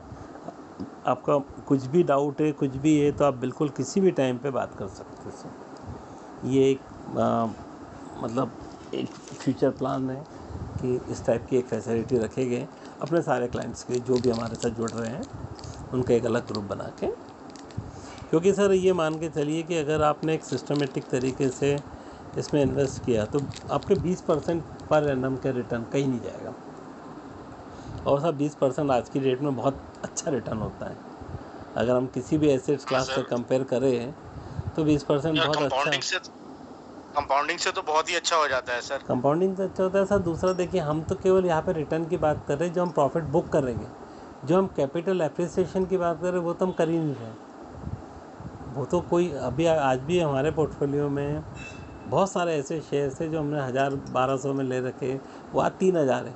हम उसकी तो चर्चा ही नहीं कर रहे, हम तो केवल उसकी बात कर रहे जो प्रॉफिट बुकिंग में आ रहा है, जिस पे हम प्रॉफिट अर्न कर रहे हैं, जो आपको दिखेगा लेजर में कि भाई इस साल मैंने 1 लाख रुपए लगाया था, ये 20,000 रुपये मेरा हाथ में प्रॉफिट है।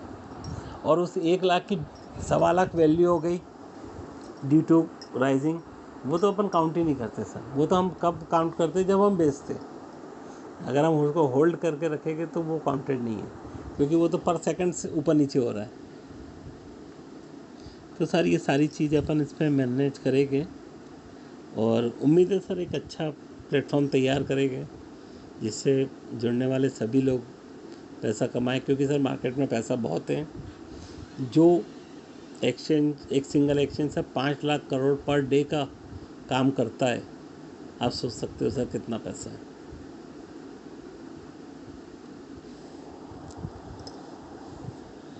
ना। तो सर ये सारी चीज़ें रहेगी, इसमें आपको बस करना कुछ नहीं है, आपको एक डीमेट रेलीगेयर में खोलना पड़ेगा सर। फ्री ऑफ कॉस्ट है, इसका कोई चार्ज नहीं है और ऑनलाइन सारा एक्सेस हो जाएगा, कोई पेपर वगैरह साइन नहीं करने।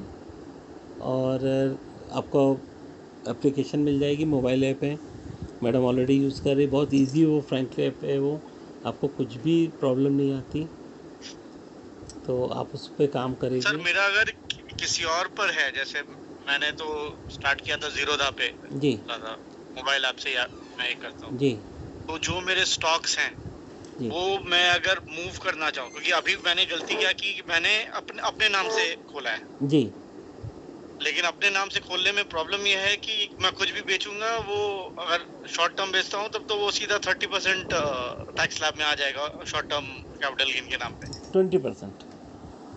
20%? अच्छा हाँ, सॉरी। हाँ, नहीं लेकिन वो ऐसा रहता है ना, इनकम पे होता है ना, आपको नहीं जितना नहीं सर, वो कैपिटल गेन हेड में आएगा।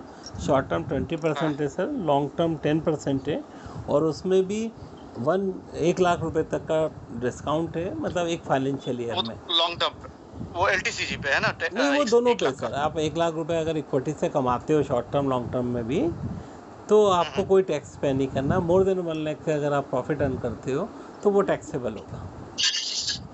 अच्छा जी, तो हाँ, लेकिन मैंने ये कि क्योंकि अभी वाइफ तो मेरी वर्किंग है नहीं जी, तो उनके नाम से अगर एक्चुअली मैं करता तो ज्यादा फ्रीली मैं बेच भी सकता हूँ। अभी तो जो भी बेचूंगा उसमें ये नहीं सर, आप एक काम मुझे ये नहीं करें पता ना। था कि मुझे नहीं पता था कि LTCG में भी 1 लाख के अंदर तक कुछ टैक्स नहीं है।